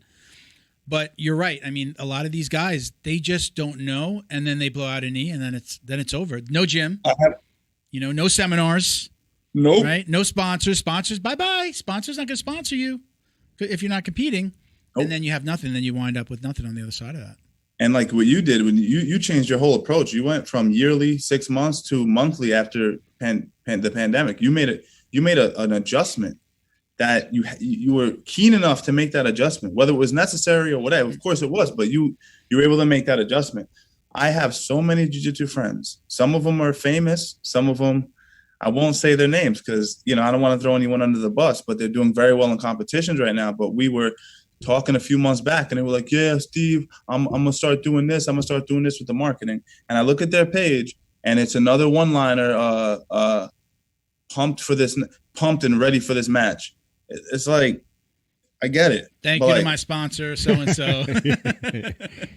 It's like, bro, anything can happen. It's like, this is your opportunity and your window to create something that's special and to create value. Like you said previously, you got to create value somewhere and like, do it now. Fucking create something that matters now and figure out what that is. There's a line that I use. I hate to call it a line, but it's something I say to clients when they're asking me for advice. I consider myself, I tell them I'm a roadmap person, right? I have my team of tech geeks and digital marketing specialists that implement the things that I'm selling to my client, that I'm telling my client to do. Right. And I tell them this all the time. I say, sometimes you have to let the business steer. Sometimes the business is telling you where you need to go. Right. For me, COVID told me that the business needed to go this way. And I'll give props where props are due, though. My job during the day, we sell monthly subscriptions. It is you're paying monthly, cancel at any time. And I said, I'm going to have to do that. It wasn't rocket science. I didn't have this epiphany. I mean, I had the epiphany like I probably have to change the model, but the idea was just staring me in the face because it's what I talk about all day, every day. So I went to that model. But the business, the industry, the current events steered me to that. I looked at what was happening, what was laid out in front of me. I was talking to Bo and saying, it's not as easy to get sponsors as people think. And here I am making the push, COVID. It's just like everybody telling me the same thing. I don't know if I'm going to be around tomorrow. I don't know if I can keep this business open. If the gyms close, people don't need rash guards. They don't need new shorts. They're not buying gear. They might not be working. I can't. Maybe they would give us some product. Maybe they would do the giveaway. But again, those giveaways wind up turning into stuff for us too. So again, sometimes the business has to steer.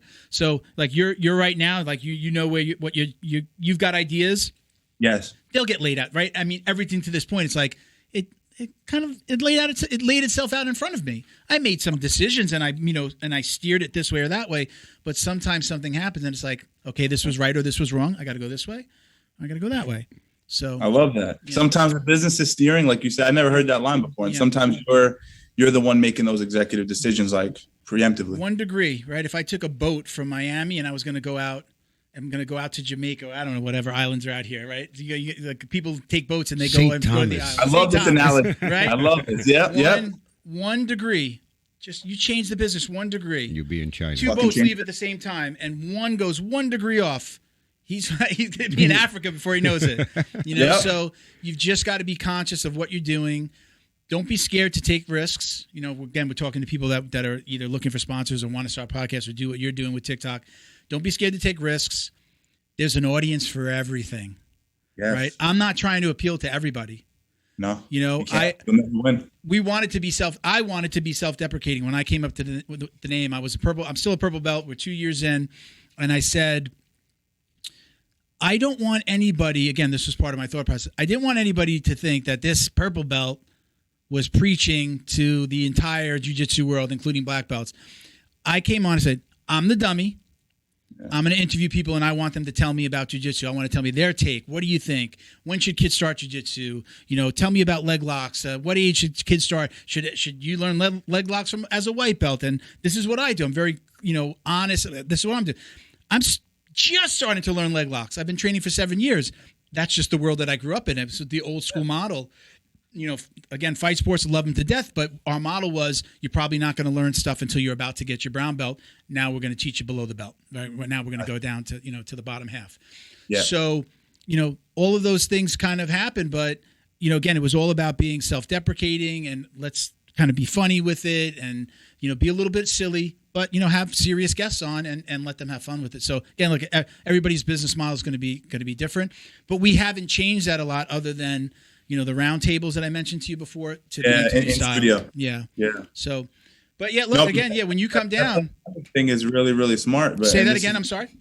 The pandemic element is something that this is kind of was the precipice of this whole thing where I said, you got to go digital. I told a bunch of high level jiu-jitsu guys, I was like, you have to figure out a way to go digital, because if you want to do I don't know what your political leanings are. We won't get into that. I'd rather not alienate people and listeners, because I'm not particularly opinionated and I'm not knowledgeable enough. So I'll stay in my lane. But what I will say is something can happen again. God forbid. There could be another pandemic or something like this that happens in our lifetime. Aliens. And if you didn't learn anything from this experience, you're an idiot. Mm-hmm. You didn't learn how important digital is. Oh, I agree with him. I've straight out asked people, and I'll say this to you, you're answering the question that I've asked, which is, can you make a living from doing jiu-jitsu? Can somebody who is a purple belt competitor just coming up, early 20s, can they make a living at jiu-jitsu? And the answers are, we're saying, if you diversify yourself and make sure you have a lot of different things going on, if jiu-jitsu gets taken away from you, or you can't compete, but maybe you can train, what do you do? Yeah. Because there's not many of us that are going to want to go back to school at 30, go finish college, or, get a degree and, start something new. So school was great. Again, I've had I posed that question to Kendall Rusing. Eli Knight was another guest recently where I said, can people do what you're doing now? Can a kid coming up, do instructionals, do seminars? Is there money in this? And it's always the same answer. Be patient, build. Everyone got lucky with the video. You are now yet another guest who said there was just that one you had one that went 2 million? Yeah, my first one hit 2 million on TikTok, and it changed the game for me. And then it was multiple. What was the first one about? What was that about? It was kind of salacious in a sense, but I do stand by it. I said, don't punch in a street fight. I said, you have small metacarpals in your hand, which is true. Is that the one you had the little picture of the hand on screen? Because I just saw that one today. Yeah. It's the first one I ever did. Okay. It was like I was watching YouTube stuff. It was on YouTube. So I saw it. It's mixed in. It was mixed in with your YouTubes today. Yeah. When I kind of played all, and that just went to another level. So many people were it was what does it mean, don't punch in a street fight? Yeah. And people are saying, it's just because people don't know how to punch, whatever it is. And it's awesome. You get a lot of hate, but I love it all. Much respect, though. And it was one of the things that I put a note for myself to talk to you about. Much respect for giving the advice about running away. Yeah. Right? Yeah, a lot of your videos, I don't want to say most of them, but at some point you say, do this and get the hell out of there. Run. I'm not bulletproof. I can't stop. I can get stabbed. Defend yourself and get away. You don't hear that a lot in instructional videos, right? It's, I'm teaching a move. You're really giving real world advice.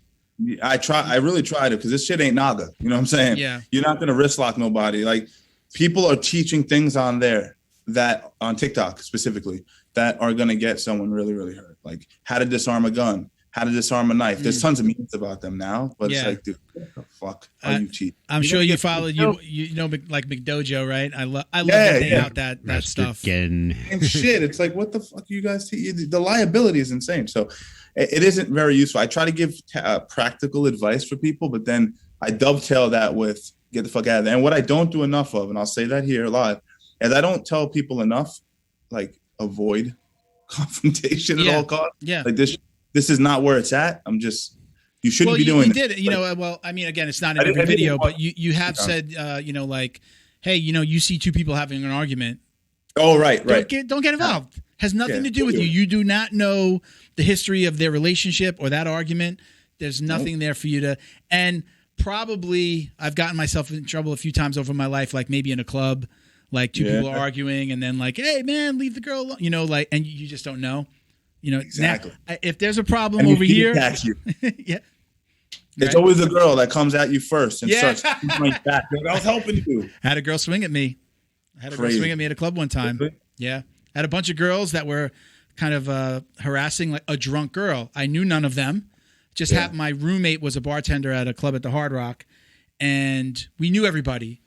So they were just following this girl around. They just looked like they were going to beat the shit out of this girl. Yeah. So I kind of like was trying to call the bouncers over, and they weren't doing anything. And they finally like got over to the bar, and I got in between them, and I'm like, "Yo, leave the girl alone." And I'm still like trying to get the girl swung at me. She missed. And I won't tell you what I did after that. Let's end it. I didn't hit any girl. All right, that's it. But I wound up in handcuffs in the back parking lot of Hard Rock. I really thought that all the bouncers were going to kick my ass, but they didn't know who I knew. And I said, "Get the manager. Get this. I won't say his name. Get him out here." They came out, and the cops took the handcuffs off. But before I got outside, because they were taking me out, I really thought all the bouncers they took me out the back entrance. Oh no! Down these back stairs, and I'm like, I was standing in at one point, nobody was holding me, and I was just like, I'm not going down there. I just thought they were going to fucking kill me. Yeah. And I started to ask for the manager. When they realized that I knew him, that I really knew him, then like they backed off, brought me down, but they got a cop. They put me in handcuffs, all because I was trying to protect the girl from getting her ass kicked. That's the fucking message in that whole story. It's just don't get involved. Don't get involved. And if you didn't know that the manager, God forbid, what could have happened? I was like, oh man, I'm gonna get my ass beat. Yeah. So we talked about. Did you get you did the fight to win? Do you do regular tournaments now? Are you doing like any IBJJF? Like 30. Yeah. I was gonna do some opens. I'm just really busy, man. I do train twice a day. I train very, very hard. I'll be going out to Puerto Rico hopefully sooner than later. Okay. I'm actually going to PR in 2 days, but that's completely unrelated. But I'll be competing for sure. I just don't know exactly when, Now, exactly when. You talked about ACL and MCL tears? Yeah, I got two horrible ACL tears, and one on my left leg is just nothing left. So that's what I had the day before. I told you before, the day before the pandemic. They turned out to be just, I think they called them sprains, not tears, sprains. Yeah. So how are you not able to? Are you able to? You say you train twice a day. You're able to train regularly. Is it something that you know that you got to get in and get repaired? I fucking tore this left one when I was 16. So I've never done an MMA competition. I've never done a jiu-jitsu competition with good knees, not one time. So what are you waiting for? But you know what it is? It's like teach. And it's like I could still pull good weight. I could still, I'm not as spry as I could be explosivity wise. But is it really worth taking a year off of my training at this stage? And am I gonna go and do an ADCC? You know what I mean? So I had to weigh it out. I'll get it done eventually, but I don't think I'm going to get the knees done yet. I'm holding off. Yeah, they are bad though. So the MMA side. So you did. I saw some videos. Again, you did fight MMA. You did get in there and mix it up. Yeah. Were there dreams of going into the UFC? Was that? I would say that. Yeah. There was definitely some giant goals, and when you're young, you have those immaculate goals of glory and this and that. and I had good fights. I never lost a fight. I had some good times. I actually got to put up another fight that I don't have online. That's Pro Rules down in Texas. I have it on DVD. Great fight. And Samuel Martinez, shout out to him. Tough guy. Fought Josh Neer, really tough guy.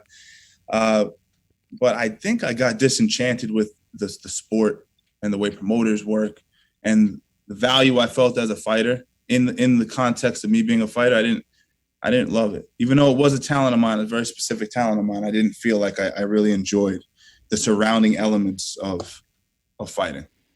And now I'm looking, I had the foresight. I was very young. I was in my early 20s, but now when I zoom out, a lot of people are like, Steven, how the fuck are you undefeated? You have 2 amateur titles. You're not going to keep doing this? You haven't lost. You haven't been knocked out. You don't have a single cut. And now when I pull back and I look at some of the people that I came up with and where things took them, or anyone outside of GSP, I look how those stories ended, and they're not. So we don't know what happened for me. I'm just saying, like, it. Yeah, I'm happy with it. There's a reason why you're here. I'm a big believer in everything happens for a reason. I think if you're a good person, good things happen, and the right kind of you make the right choices, and the right path will get laid out in front of you.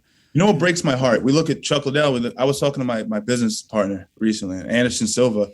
these amazing fighters that went 2007. I idolized these guys. I was like, man, I can't wait. Maybe one day I'll fight Anderson Silva. And now no one even talks about Anderson Silva. He's gonna do some boxing. We know that. Like, we know, but I'm saying the average layman, average, even MMA fans, they think about Anderson. They don't know what it felt like to watch. He's not even valued at the same. Yeah, it's crazy. The fight, like the half-life of a fighter, is so much shorter in this digital age now that it's like, man, you really got to reconsider. And as great as he was, I mean, especially like people started to hear about him a little bit more recently because of of Chris Weidman when he broke his. Yeah, he breaks his leg. Those videos resurfaced, and it was just like, how fucking crazy is this? That the highlight reel leg break that Silva went through, and now it happens to Chris Weidman. Like, what universe does that happen? Yeah, like, isn't that crazy, man? It is nuts. Yeah. Well, I can't. I saw it.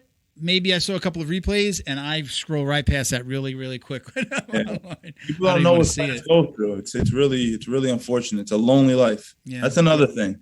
It's like jiu-jitsu is lonely. Jiu-jitsu is a fun sport. Yeah. But MMA is a depressing, lonely, isolated, underappreciated life, and you got to be a.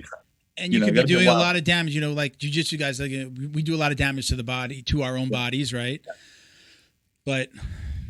The damage to the head that you do in boxing and MMA, it's, I don't know if I had a little boy or if I had even, young kids, even putting them into jiu-jitsu, sometimes I'm like, man, it's rough on the body.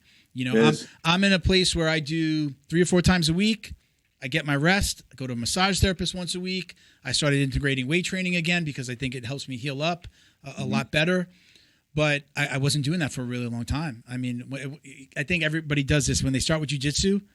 You either love it or you hate it. And when you love it, all in. That's all you do. Training constantly. First thing you can.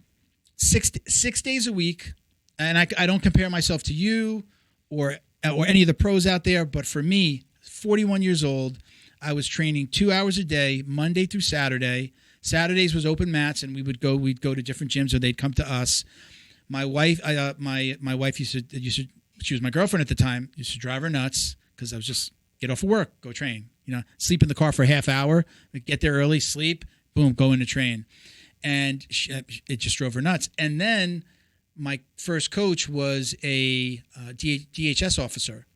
He was internal affairs. So sometimes he'd have to go do stakeouts. And he would call me and say, I was a white belt. He'd be like, you need to open the gym today. It was a new gym, so it was all... I was the most experienced of the white belts, but I would open, do a kids class, do the adults classes. There was always 2 hours of adult. So then I'd be gone for, work, get off of work 5:30, and then I'd be training to 9 o'clock, get home by 10. Yeah. And my girlfriend I was living with, is my wife now, was like, 5 hours? Really?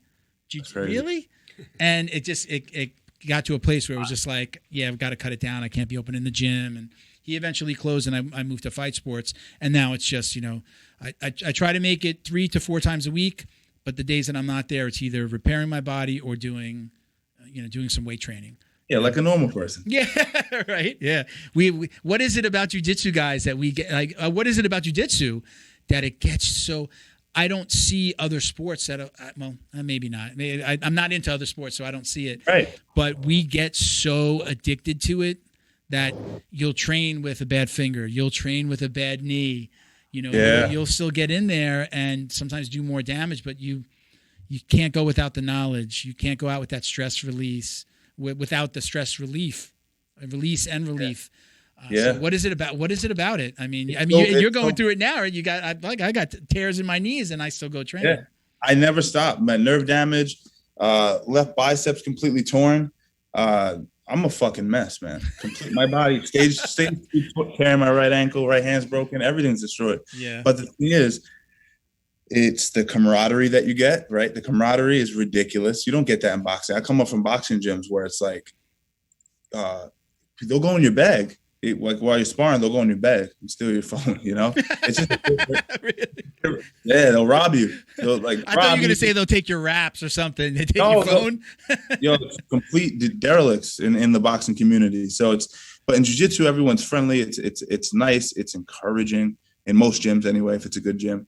And that's the way it should be. So you're getting the camaraderie. Also, you're getting that dopamine endorphins. Like you're just getting this rush of primal feel good situations popping off in the brain that you can't get that anywhere else. I would spar and go to boxing, and I remember being young and I would come home and I would be moody, because head trauma. Mm-hmm. So I didn't know that when I was young. So I'd spar, whatever. I'd come home, be a little snappy, 16, 17, like a little like disgruntled.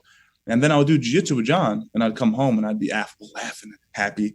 And it's because it does. I'm sure jiu-jitsu does cause brain trauma, because they do studies now that say even tipping a soccer ball causes what they consider to be micro concussions, which could have long-term effects. But either way, boxing's boxing. So jiu-jitsu gives you that amazing rush of endorphins, but at the same time gives you that communal feeling. And I think it's, cousins of the chimpanzees, we have that that communal thing. We like being a part of something bigger than ourselves. I want to go back, a completely different subject. I just want to go back to something you were saying before. So with the videos that you put out, forget about where they are, but just the videos that you put out, you mentioned something about some videos that get put out, liability. Yeah. As I was thinking about the idea that I shared with you before the show, I said, what's the liability there? Is that something that you think about? Is that something that we have to think about as content creators now? Or is it something you don't worry about?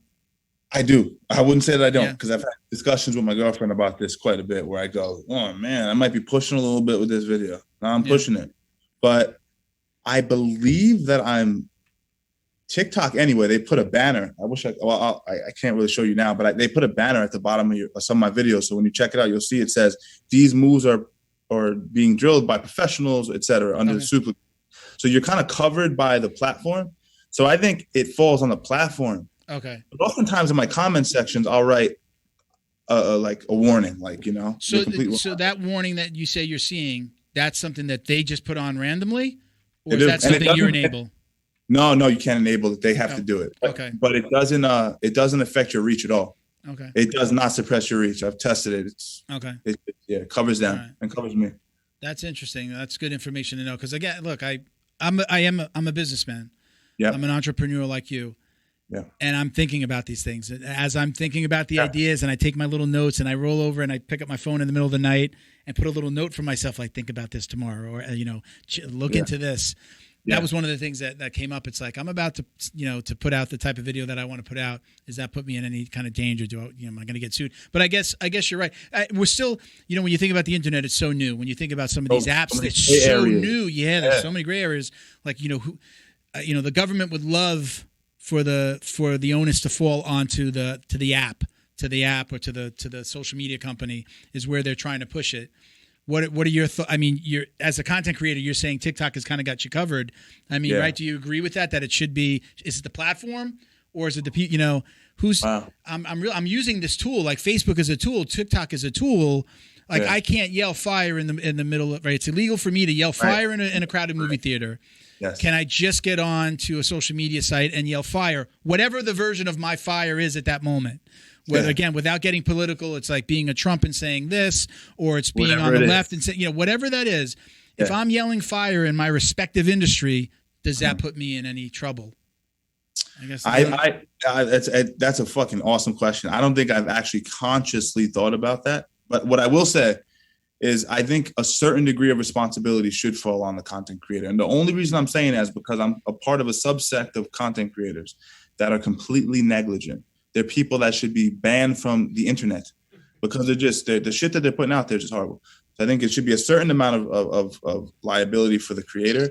And I guess TikTok, it's Instagram, et cetera, the platform should have a certain onus as well. So you said that a couple of times. Yeah. You mentioned that a couple of times about other creators. Can you go a little bit deeper into what you mean? Well, you don't have to mention anybody, but what are they putting out there that you don't agree with, that you think they should be negligent for? Absolutely. When I first started, I was just putting up jiu-jitsu. People know John Danaher, black belt competitor, MMA background. People jiu-jitsu. are comfortable with that. Yeah, jiu-jitsu, like they know it's comfortable to them. When I decided to lower the cost of entry so I can reach the kid that's never heard of John Danaher, never heard of George St. Pierre, I said, let me touch as many people as I can, and maybe that'll influence them to get into jiu-jitsu. That was my whole rationale. And thank God I did it. But then when I got into that field, I said, oh, this not only is this necessary and needed, but people are absolutely horrendous. Like the shit that people are putting out are oh man, I guess I have to send it to you in private. I'm interested as somebody who's going to be doing this. One guy on TikTok, the guy has 1.4 million followers, 1.6 million followers. Yeah, he has the whole garb on. He has the Secret Service outfit on and the fucking thing in the back. I know who you're talking about. Okay, you know. I know McDojo's been going after him lately, where he's taking the guns out of people's hands. Yeah, so he does one. Heavy set guy. Yeah, that's him. Yeah, I know. But, let me say this before I say what I'm about to say. I love this stuff. When I first saw him, I was like, because I'm thinking as a marketer, so I'm like, his production quality is great. I was like, good. He speaks well. He speaks well. He's eloquent in his delivery of the material. I was like taking notes. I was like, I love this guy. But then I never hated on him. I completely was like, do your thing, keep winning. And then I saw jiu-jitsu guys on TikTok reposting him and shitting on him. And I said, let me look a little bit closer, because now he's showing shit that's really personal to me. Mm-hmm. And he's doing it really bad. So I looked, and that's when I started to say, okay, this guy's a little bit of a charlatan. I still have nothing but love for him. I hope he wins, but he should be careful about what he's putting out there. But yeah, he's on his knees in one. He's on his belly in one. And he's like, when someone goes to kick you in your face, like, you can imagine I'm on my belly. And dude, that's enough right there. That's it. Like, that's it. He goes, put your hand out like this to dissipate the energy. So whenever a guy uses energy in a self-defense video, run the other way. That's ridiculous. He doesn't know what he's talking about. Exactly. I've never heard John say energy. He blocks it, and then he pushes on the guy's knee, and the guy falls over. And the guy like clumsily gets on top. Mm-hmm. It was just like, you're teaching people this stuff, man. You're gonna get someone killed. You made me think of something while you were saying this. Was there a conscious effort in going from filming? You said so. Let me preface it with this. You said something about you wanted to make videos that the young kid that doesn't know leg locks and jiu-jitsu, he's gonna look at your stuff and want more. Yep. Did you purposely go from doing it in the gym to doing it out on the streets? Was that 100%. Was that part of it? Was that why? 100%. I realized, I've always realized this for many, many years, but I presentations, everything. And I thought to myself, listen, what we discussed, I got to lower the barrier of entry, reach as many people as possible, hopefully funnel that into jiu-jitsu, funnel that into MMA, into the stuff that we're interested in, because you can't really teach self-defense long-term. I mean, you kind of can give them tips and they can come in, but they need to learn jiu-jitsu. They need to learn boxing, they learn kickbox, wrestle, etc. But I realized that the environment had to change. You have to show, don't tell. You know the deal. Yeah, absolutely. So showing it in the right context was really, really important to be able to kind of pass that information on in a way that's fluid and felt authentic. So do you do now? I'm trying to think, and I haven't noticed. Do you do some stuff in the gym? And I mean, the jiu-jitsu stuff I probably would guess that you're probably gonna do that more in the gym if you still put out that content. But kind of the more self-defense, street stuff, more things involved with punching, or I'm seeing that stuff. You're just doing it out in the street with. I have like kind of, I don't know. It's like a 3-prong attack. I have the street defense stuff that'll have me as the talking head, where I'm going. Mm-hmm. Here's 3, blah, blah, blah. And then I'll have either a female in the shot, my girlfriend, or I'll have another guy in the shot with me, and I'm demonstrating things and talking to the camera. And then I have a POV, which people really love, because now they're seeing through your eyes as a creator. Okay. Which that, by the way, that's a game changer. Yeah, POV is amazing. It's taken over a lot of different industries, POV. Exactly. And creators need to get on this ASAP. Every creator should be doing this. But I realized, though, because I use POV, if you watch my leg lock videos, I tried it on one video where I did POV entry into third person. And that, fucking love that. Yeah. They love that. Love the of multiple angles. But that was just too much work. You picking this up? I might need you for the TikTok stuff. I thought I was just going to do this shit with my phone. Now I'm thinking there's something bigger here. Well, I mean, you can go into TikTok. You can do stuff with your phone. You can do stuff with GoPros. What you need is a couple of GoPros. Gotcha. Yes. Yeah, I use GoPro as well. Yeah. And that's the thing, is the POV's one angle, and then I do reads. You ever see my videos where I'm going, here are 3 reads you can make in a fight? Yeah. Counters you can make in a fight, and that's usually with the backdrop of my logo or a cage in the background. So it's more MMA related. Yeah. Okay. 3-prong approach. I'm putting out a lot of content. All right. Nice. Well, let's get into some of the listener questions, and you might know one or I have two. I picked two questions. I think I'm going to go with this one first because I think this guy knows you. Attaboy.Tom. Oh yeah, Thomas. yeah. Thomas Seth. Is that how you say his name? Yep. Yeah. I think he used to train at the gym, if I'm not mistaken. Yeah. He says, "Hi, my name is Thomas, and I'm a student under Stephen Williams." He says he's still a student. I have a question for him. At what point in his career did he decide to leave John Danaher's teachings and start his own school? And are you still close? I think we answered that. Yeah. I've never left John's teaching. No. You need every teacher needs a teacher. So now let's take that question a little bit further because we talked about it a little bit. But when they were still here up until recently, were you still going to train with John? I was training in the pandemic. Yep. You said you train twice a day. Is that one of them would be with him, or both of them with him, or are you including when you train at your gym? During the pandemic, we could only train once. We can only train one time during the pandemic, and then you had to get out of the gym. Because, and you had to be a pro, right? Was that the rule? That's kind of how they got around that? You had to be a pro, like it had to be a living, but the hobbyist couldn't come in. That's what I was told. Okay. That's what I was told. We'll put that on them. Yeah. But he did also say, and this is, I know we kind of answered those questions earlier in the show, but he says, when you see him, ask him about Panama Dreams. My man. You mentioned it before. Tell us a little bit more about the band. So my buddy Tony Work, he's a drummer and he plays the rhythm. So we started a band back in 2016. We've always been musicians, but we started a band in 2016. We had a YouTube channel about it. We play all the hipster clubs in Brooklyn and Manhattan, and we played a lot. And we kind of stopped a little bit before the pandemic hit, probably significantly before. Maybe what kind of music? What alternative indie rock? I'd say. Okay. Be kind of the vibe. And you're still doing that now? Well, clubs are starting to open back up, so get the bug. But as you know, you really have to fucking dial down. You can only do so much. And I never, as an artist, if you want to call yourself, that's a little pretentious, but if you're creating music or art or any form of art, it deserves your attention. If you can't give it 100%, then play your guitar in the room. Yeah. So we put out an album. I'm not saying we won't. We'll put out put music videos out. I'm sure we'll do that in the future. But right now, I'm kind of dialed in on the winning horse, if you will. Okay. All right, cool. We did have another question. I definitely we're going to get him either a bottle of CBD or a T-shirt. Nice. We have, this came from overseas actually, and I'm going to butcher the Instagram name, but I think it's Safin's Arc. I can't even do this. SAFINSARCHNARY. Safin's Archnary. He was asking, what's your highest percentage pass or your favorite pass, like when you're doing jiu-jitsu? Man, that's a fucking good question, dude. Wow. My highest percentage pass would probably be cross hamstring, where I bring let's say my passing leg in the center is my right leg. I bring it to the cross hamstring, their right hamstring. I control their head. And with my free hand, I control the far ankle with a reverse C grip. And then from there, I limp leg out. And I go to like reverse knee on belly.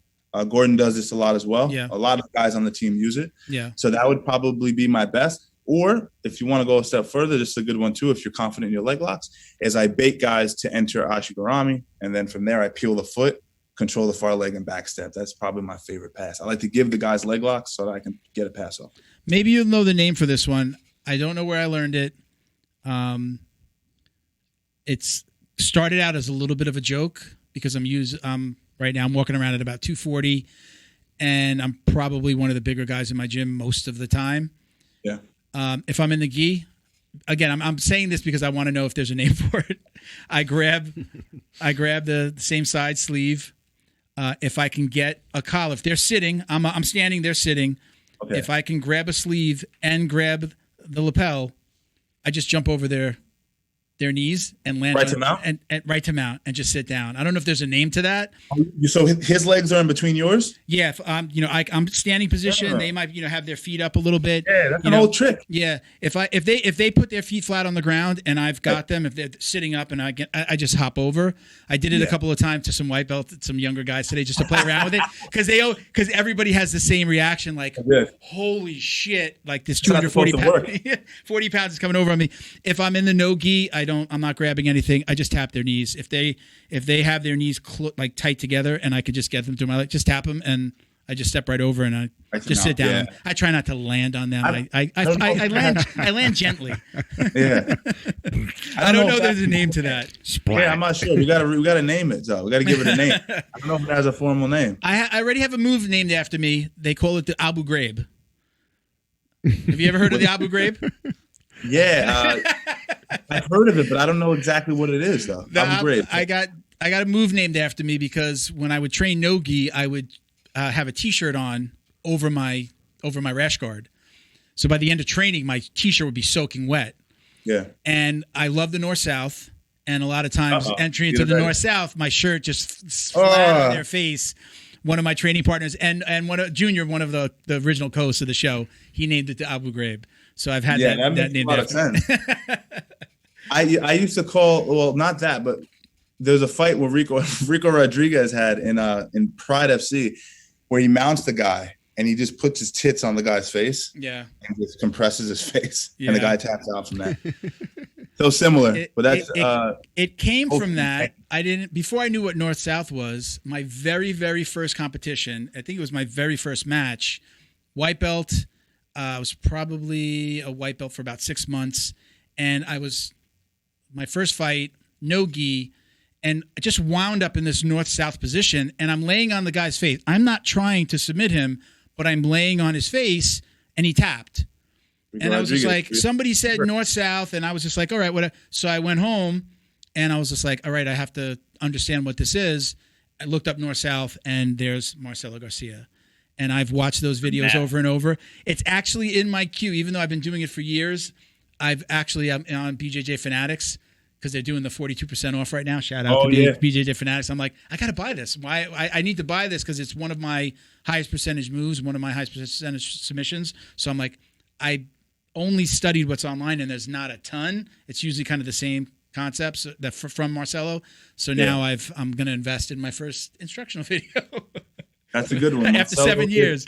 Yeah. Marcelo is a G. When Marcelo, funny story really quick before we cut off, but when Marcelo first came to America, don't ask me how this happened. He first came to America. I don't even think he had an apartment yet. My conditioning coach, who was also my high school gym teacher, used to condition us in high school on the 8th floor. Somehow linked up with Marcelo Garcia and would bring him to my high school. No connection to Renzo, nothing. And we would do strength and conditioning together. Wow. In my high school, the guy barely spoke English at the time. Yeah. And I used to have to hide it from Renzo Gracie's, because this is back in the day. This is back in the day. Just to be clear too, you guys are very lucky, you modern jiu-jitsu players. In my time, you couldn't even cross train. If you cross train, I've seen people get fucking smacked, like across the face, smacked in Renzo's. So really? Kicked out, banned, or worse. So I had to, for a while, I had to keep that a secret that I was running stairs with Marcelo Garcia at my high school, and now it's public. What do they call it? What's the word? Créanche, right? If you trained in different places. Yeah, that shit is not the wave back then. I have, up until last month, besides my first school and doing open mats with my coach, going to places, I have never trained in another gym other than my fight sports. We had a guest on the show who was traveling the country doing a documentary called PTSD versus jiu-jitsu. He came in. We went to the AC went in my gym. So instead of filming with my team and my coach in the gym, we moved it to another friend's gym who happened to. It was a better fit because he was ex-military, and we did some training. They showed some moves, and then he interviewed veterans, talked about PTSD and suicide, mental health, and then we came and we filmed a podcast. Well, that was the first time that I ever went to another gym since I've been at Fight Sports. And then I trained the next week. I went back. I went the next day, and then one more time a week later, and just kind of like, hey, they're doing an open mat. So when I've been on the show, I've always been an advocate for, if you're ever going to train anywhere else, just tell your coach, ask for permission. It happened, so then I trained a couple of times, but like now I have to tell listen, I enjoy going there for an open mat every once in a while. Got to kind of ask for permission. It feels weird because I'm older than my coach, so to ask him only by a few years. You still look up to them in terms of their knowledge. Still, I mean, that's it's still like your father in jiu-jitsu, right? The relationship you have with John. So I still feel like I owe it to him to say, hey, listen, every once in a while I'm going to train over there. I know he's not going to say no, but I think these days, as long as you ask for permission, and there isn't any, you've probably heard this a million times. No politics in jiu-jitsu. There's no politics in jiu-jitsu. I stay away from the politics. I hear that from lots of people and coaches, and there's politics everywhere. Yeah, right, exactly. I don't like him. He doesn't like me. This student went there. You can try to avoid it, but it just it's really, really silly. But back in the day, it made sense because they were vale tudo fights back then. So like jiu-jitsu, the roots of jiu-jitsu is hand-to-hand combat. It's fighting. Mm-hmm. So it made sense. It's like, I might fight a guy from that gym in a week at the local auditorium in Rio. Like there was or I might fight this guy on the beach. But now it's a fucking gentle sport. I mean, it's not very gentle, but it's a friendly. It's not what it was. It's not. I mean, it's very much it's more respectful. So many schools are competition schools. Let's put it that way. A town over from where I live in Coral Springs, Florida. 2 towns over is Coconut Creek. Yeah. Is American Top Team. The main location is. I mean, it's just a few miles away from my house.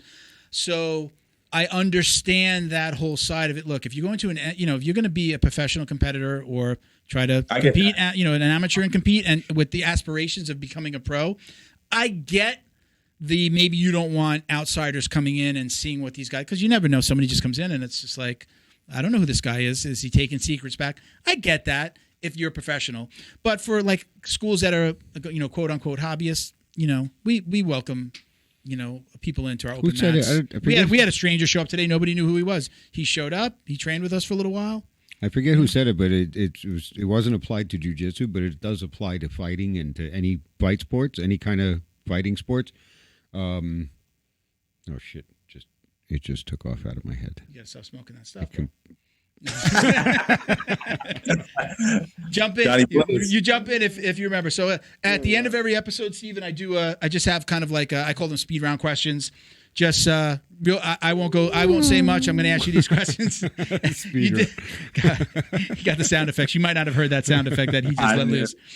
So these are just kind of speed round questions. Again, usually ask every guest a version of these questions. So here we go. So gi or no gi preference? No gi. No gi. Do you ever train gi? Yeah, I don't know if I've seen you. I don't think any of the recent stuff I've seen you in a gi though. Yeah, I train gi. Yeah, okay. I'm gonna take a peek again. Go-to sub. Your favorite? Inside heel hook, I guess. Okay. So takedown or pull guard? Fucking takedown. Yeah. But I do slap hands and sit to my butt quite a bit these days. But I used to torture students back in the day. So then, what's your go-to takedown? Kind of, what's your bread and butter? I got a good lock double and a good high C, maybe. A good head and side single. Probably head and side single is my best. Okay. Favorite competitor to watch? Jiu-jitsu wise? Jiu-jitsu competitor. Let's do jiu-jitsu and then MMA. Favorite competitor to watch right now? Well, he retired, but Gordon would be 100%. Okay. There's no one more efficient and a better display of jiu-jitsu, in my opinion. Do you watch UFC? You got a favorite MMA competitor? UFC. Currently, I'm a big fan of Islam Makhachev. Okay. Islam Makhachev. Okay. Do you watch a lot of you? Are you like you'll be watching tonight? Yeah. So I break it down. Yeah, study the fighters and. So my wife is in the other room. I brought it down to Miami. We're an hour away, so I said, part of this extra traveling and being away from the family on Sundays, I said, hey, every once in a while we'll go down to Miami, which is great. I'm happy she's here. And so I said, let's go out to dinner. She made all the we're going out to Miami, make arrangements. We'll go hang out in Miami after the podcast. I said, oh, shit. That's a big UFC on tonight. I can't go out. Yeah. So I got to try to figure out how do we get to a place that's playing the UFC. I do 2 birds with 1 stone, and everyone's happy. Got to have your friend with a TV screen. Or you don't open your phone all night, and then I go home and I buy it in the morning. I wake up early on a Sunday, and I've done it before where I just wake up early, and I'll just watch the fights. Can you stay off Instagram, though? Oh. For a whole night? Oh. Well, no. If I'm with my wife and we're out, I got to. It's that's an agreement that we make. We got to stay off for a little bit. But do things pop up and turn the phone over and put it on silent? What's your experience with that? Is it hard, right? It's hard to put it down? Impossible. Yeah. Impossible. Yeah. I'm glad he said that. But I mean, and she's understanding more and more now. I don't know if she's going to hear any of this from the other room. She's understanding more and more now. She called this a hobby in the beginning, not jiu-jitsu, the podcast. She called it a hobby. And she says, I'll stop calling it a hobby when you start making money. And then I started making money. I said, you can't call it a hobby anymore. So it's a business. And with the proper investment of time and money, we're going to keep on taking this further. It's like, look, like I said before, as long as you're not an asshole, good things can happen for you. So they always do. Yeah. So now she sees it. So she doesn't give me as much shit as when I'm checking, because she knows, like, okay, this is about something to make the podcast better. This is something that's going to help you make more money. But I do try to put it down. I try to go to bed a little earlier, and I try to put it down and just shut it off. I'm not at your level though. I'm not at your level in your numbers yet. We're doing well with our views on the podcast downloads and the views on YouTube, but we made a conscious effort. I'm telling this to you. Our audience has probably heard me say this before. We made a conscious effort. We did 2 well-produced episodes every month, visually appealing. There's an opening, there's a closing, there's music, the logos scroll like a little less popping, but you'll see. Yeah. You had when I say your name and introduce you, like, it's going to come out on the screen. Our logo rolled across. Then we started using the sponsor logos. If we talked about them, they rolled across. Put their IG. Like, we produced these really well because we knew that if we wanted to keep on doing this, we needed sponsorship money and we needed to show value. And I always thought, why not just do the best you can right out of the gate? Yeah. Okay, I agree, bro. 100%. You have this much budget. Yeah.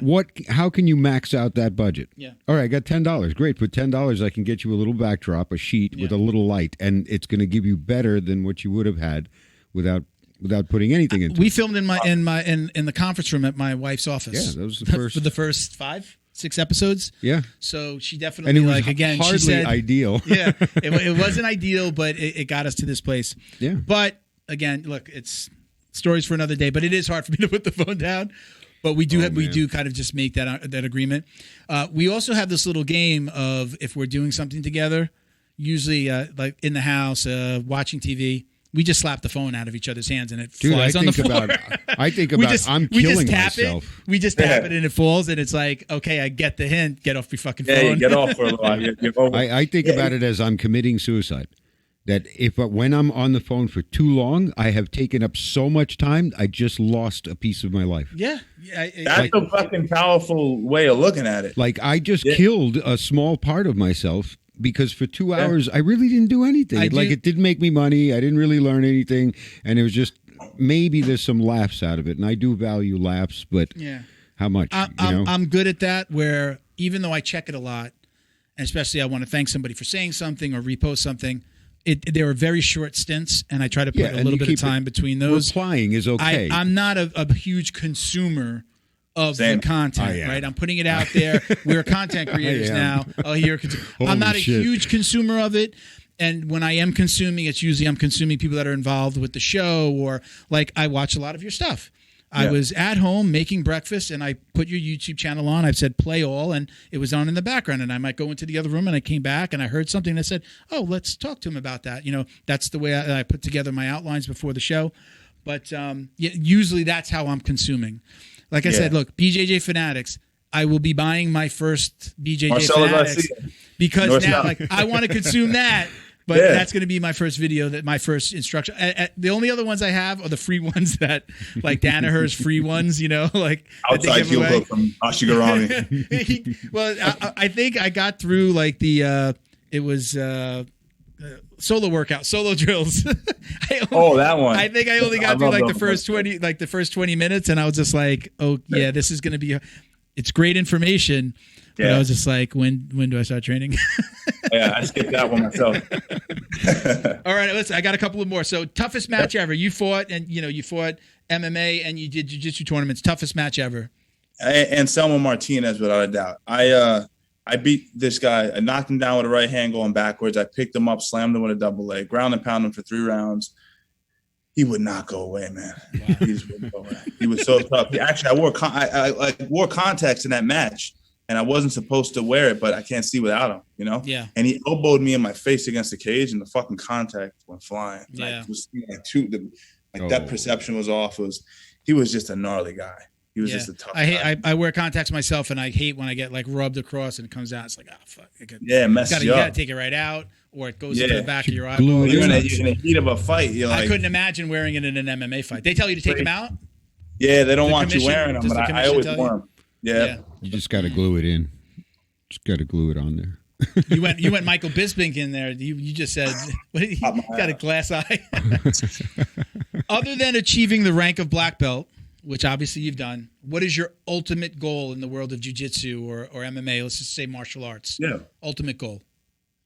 I'd like to reach as many people as possible. So to continue doing what I'm doing, which is to lower the barrier of entry so that everyone can consume this content, or as many people can as possible. And most will hate it. Most will love it. Some will hate it. But I want to present to as many human beings as possible.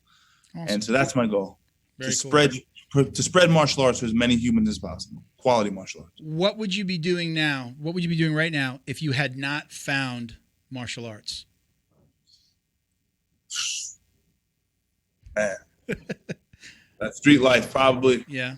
I was born out in Southwest Yonkers, which is DMX is from Yonkers, School Street. Okay. So I'm not far from there. I'm from Radford Avenue. Okay. So I would probably be knee deep in the game, 100% in jail or worse. Horrible upbringing. Yeah. Horrible upbringing. Wow.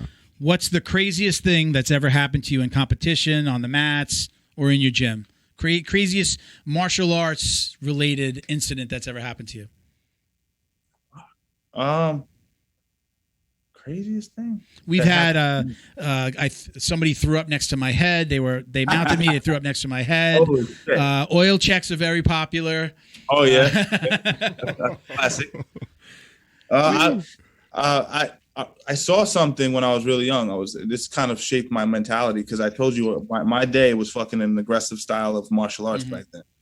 Jiu-jitsu was really a fighting art in 2002 still, and so what one guy was going super hard. This dude was from an outside of the gym guy. He came in, he may have been a little slow, and he was going one of our brown belts. I was a white belt on the wall at the time.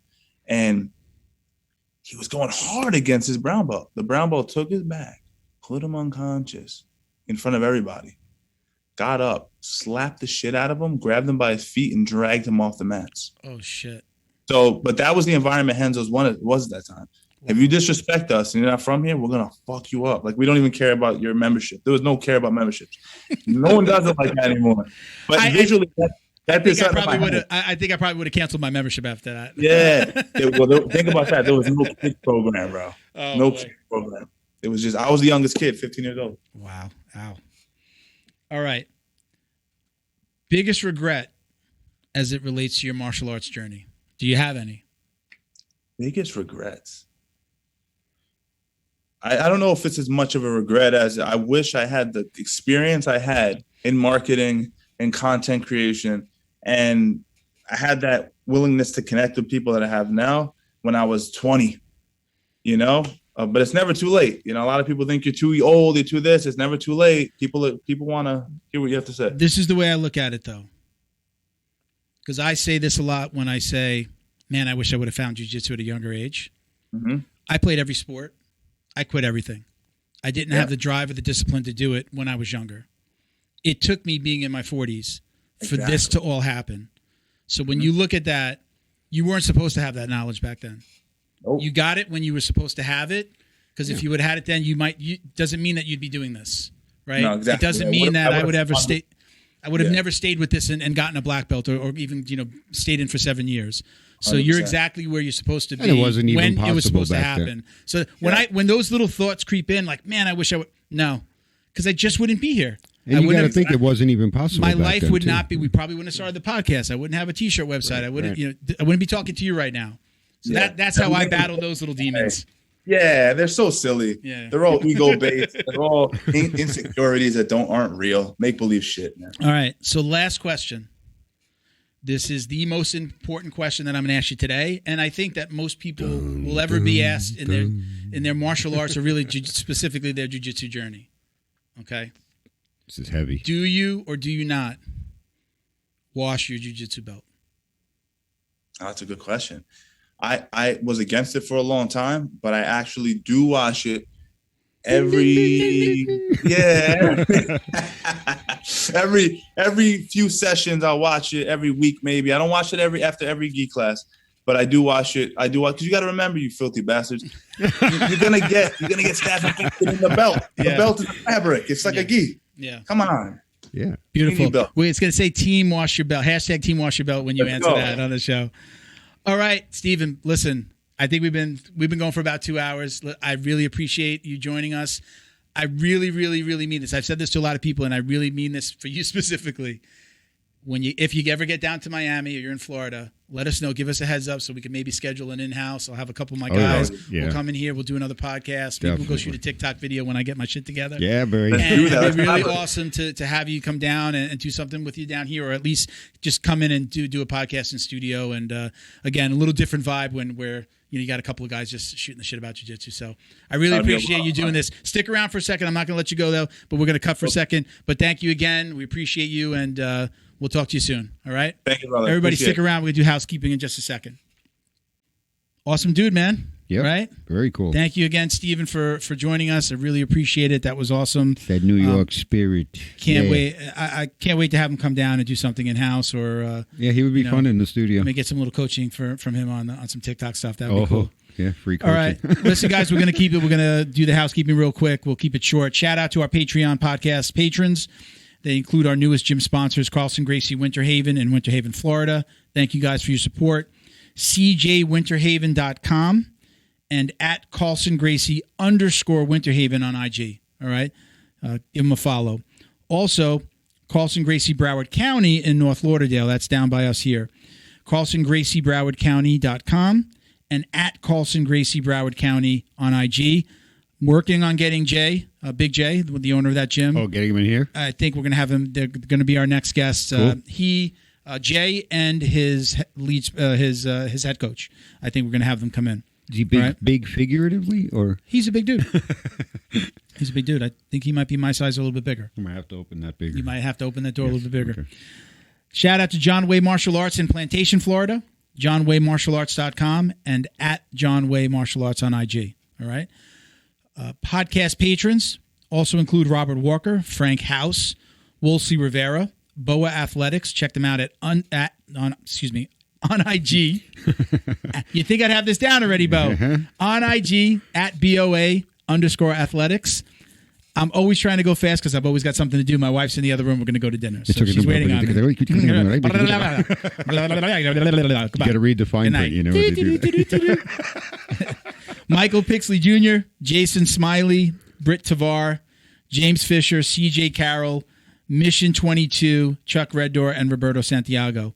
Thank you guys for all your support. We absolutely appreciate all of you. Thank you so much. If anyone out there would like to support the show, visit patreon.com/Jiu-Jitsu Dummies. Join and you're automatically entered into every single raffle giveaway that we do each month. You can win at least or up to at least $100 in jiu-jitsu swag.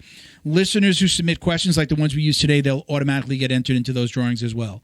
So again, you support us on Patreon with as little as $5 a month. You could win up to $100. All right, in gear. Check out the podcast store at jujitsudummies.shop. Get 15% off with code JJD. Ranked rash guards, tees, face shields, backpacks, and coffee mugs, and everything that we have is available on that site. Free shipping on orders over $50. All right. We want to thank the We Defy Foundation. I put their little guys. There they are. Their little patch from the Memorial Day They're on the screen event that they did. Yep. Cool. I want to thank We Defy Foundation for all their support and all they do for veterans and the jiu-jitsu community. For those of you who don't know, they provide therapeutic relief to disabled combat veterans through jiu-jitsu. Check them out at We Defy Foundation on Instagram, and you can donate at any time at WeDefyFoundation.org. Fight Back CBD, Justin, the crew over there. I know Britt's helping you out with social media. Good job. Want to thank you from the bottom of our hearts. Thank you so much for all you do for the show. We could not do this without you guys. Check out Fight Back CBD or at Fight Back CBD and That's on IG. Fightbackcbd.com and get 20%. Almost said 15. 20% off your order. That was the old special. Yeah. Get 20% off of your online order with code JJD. All right. Sorry to screw all that up, guys. You need a new iPad. Yeah, I'm doing this from a little phone. My iPad's on the fritz. Who can provide a new? We'll feature you. We'll give you a shout. You can check out the show at Jiu-Jitsu Dummies on IG. Click the link in our bio. You find all the ways you can donate to the show, work with us, send us a DM if you'd like to sponsor the show. Everything's right there on that IG. You can check me out at Uncle Milty BJJ on IG. Bo, you got anything to add? At BOASCIU on Instagram. Bo at you. Bo ask you. Bro at you on. Bo ask you. I bless you. On IG. You don't know what kind of shit I went through all my life with that. Too late to get into all that. We got to go. I got to get to dinner. My wife's going to kill me. On. Thank you, everybody, for watching. We appreciate you. Us.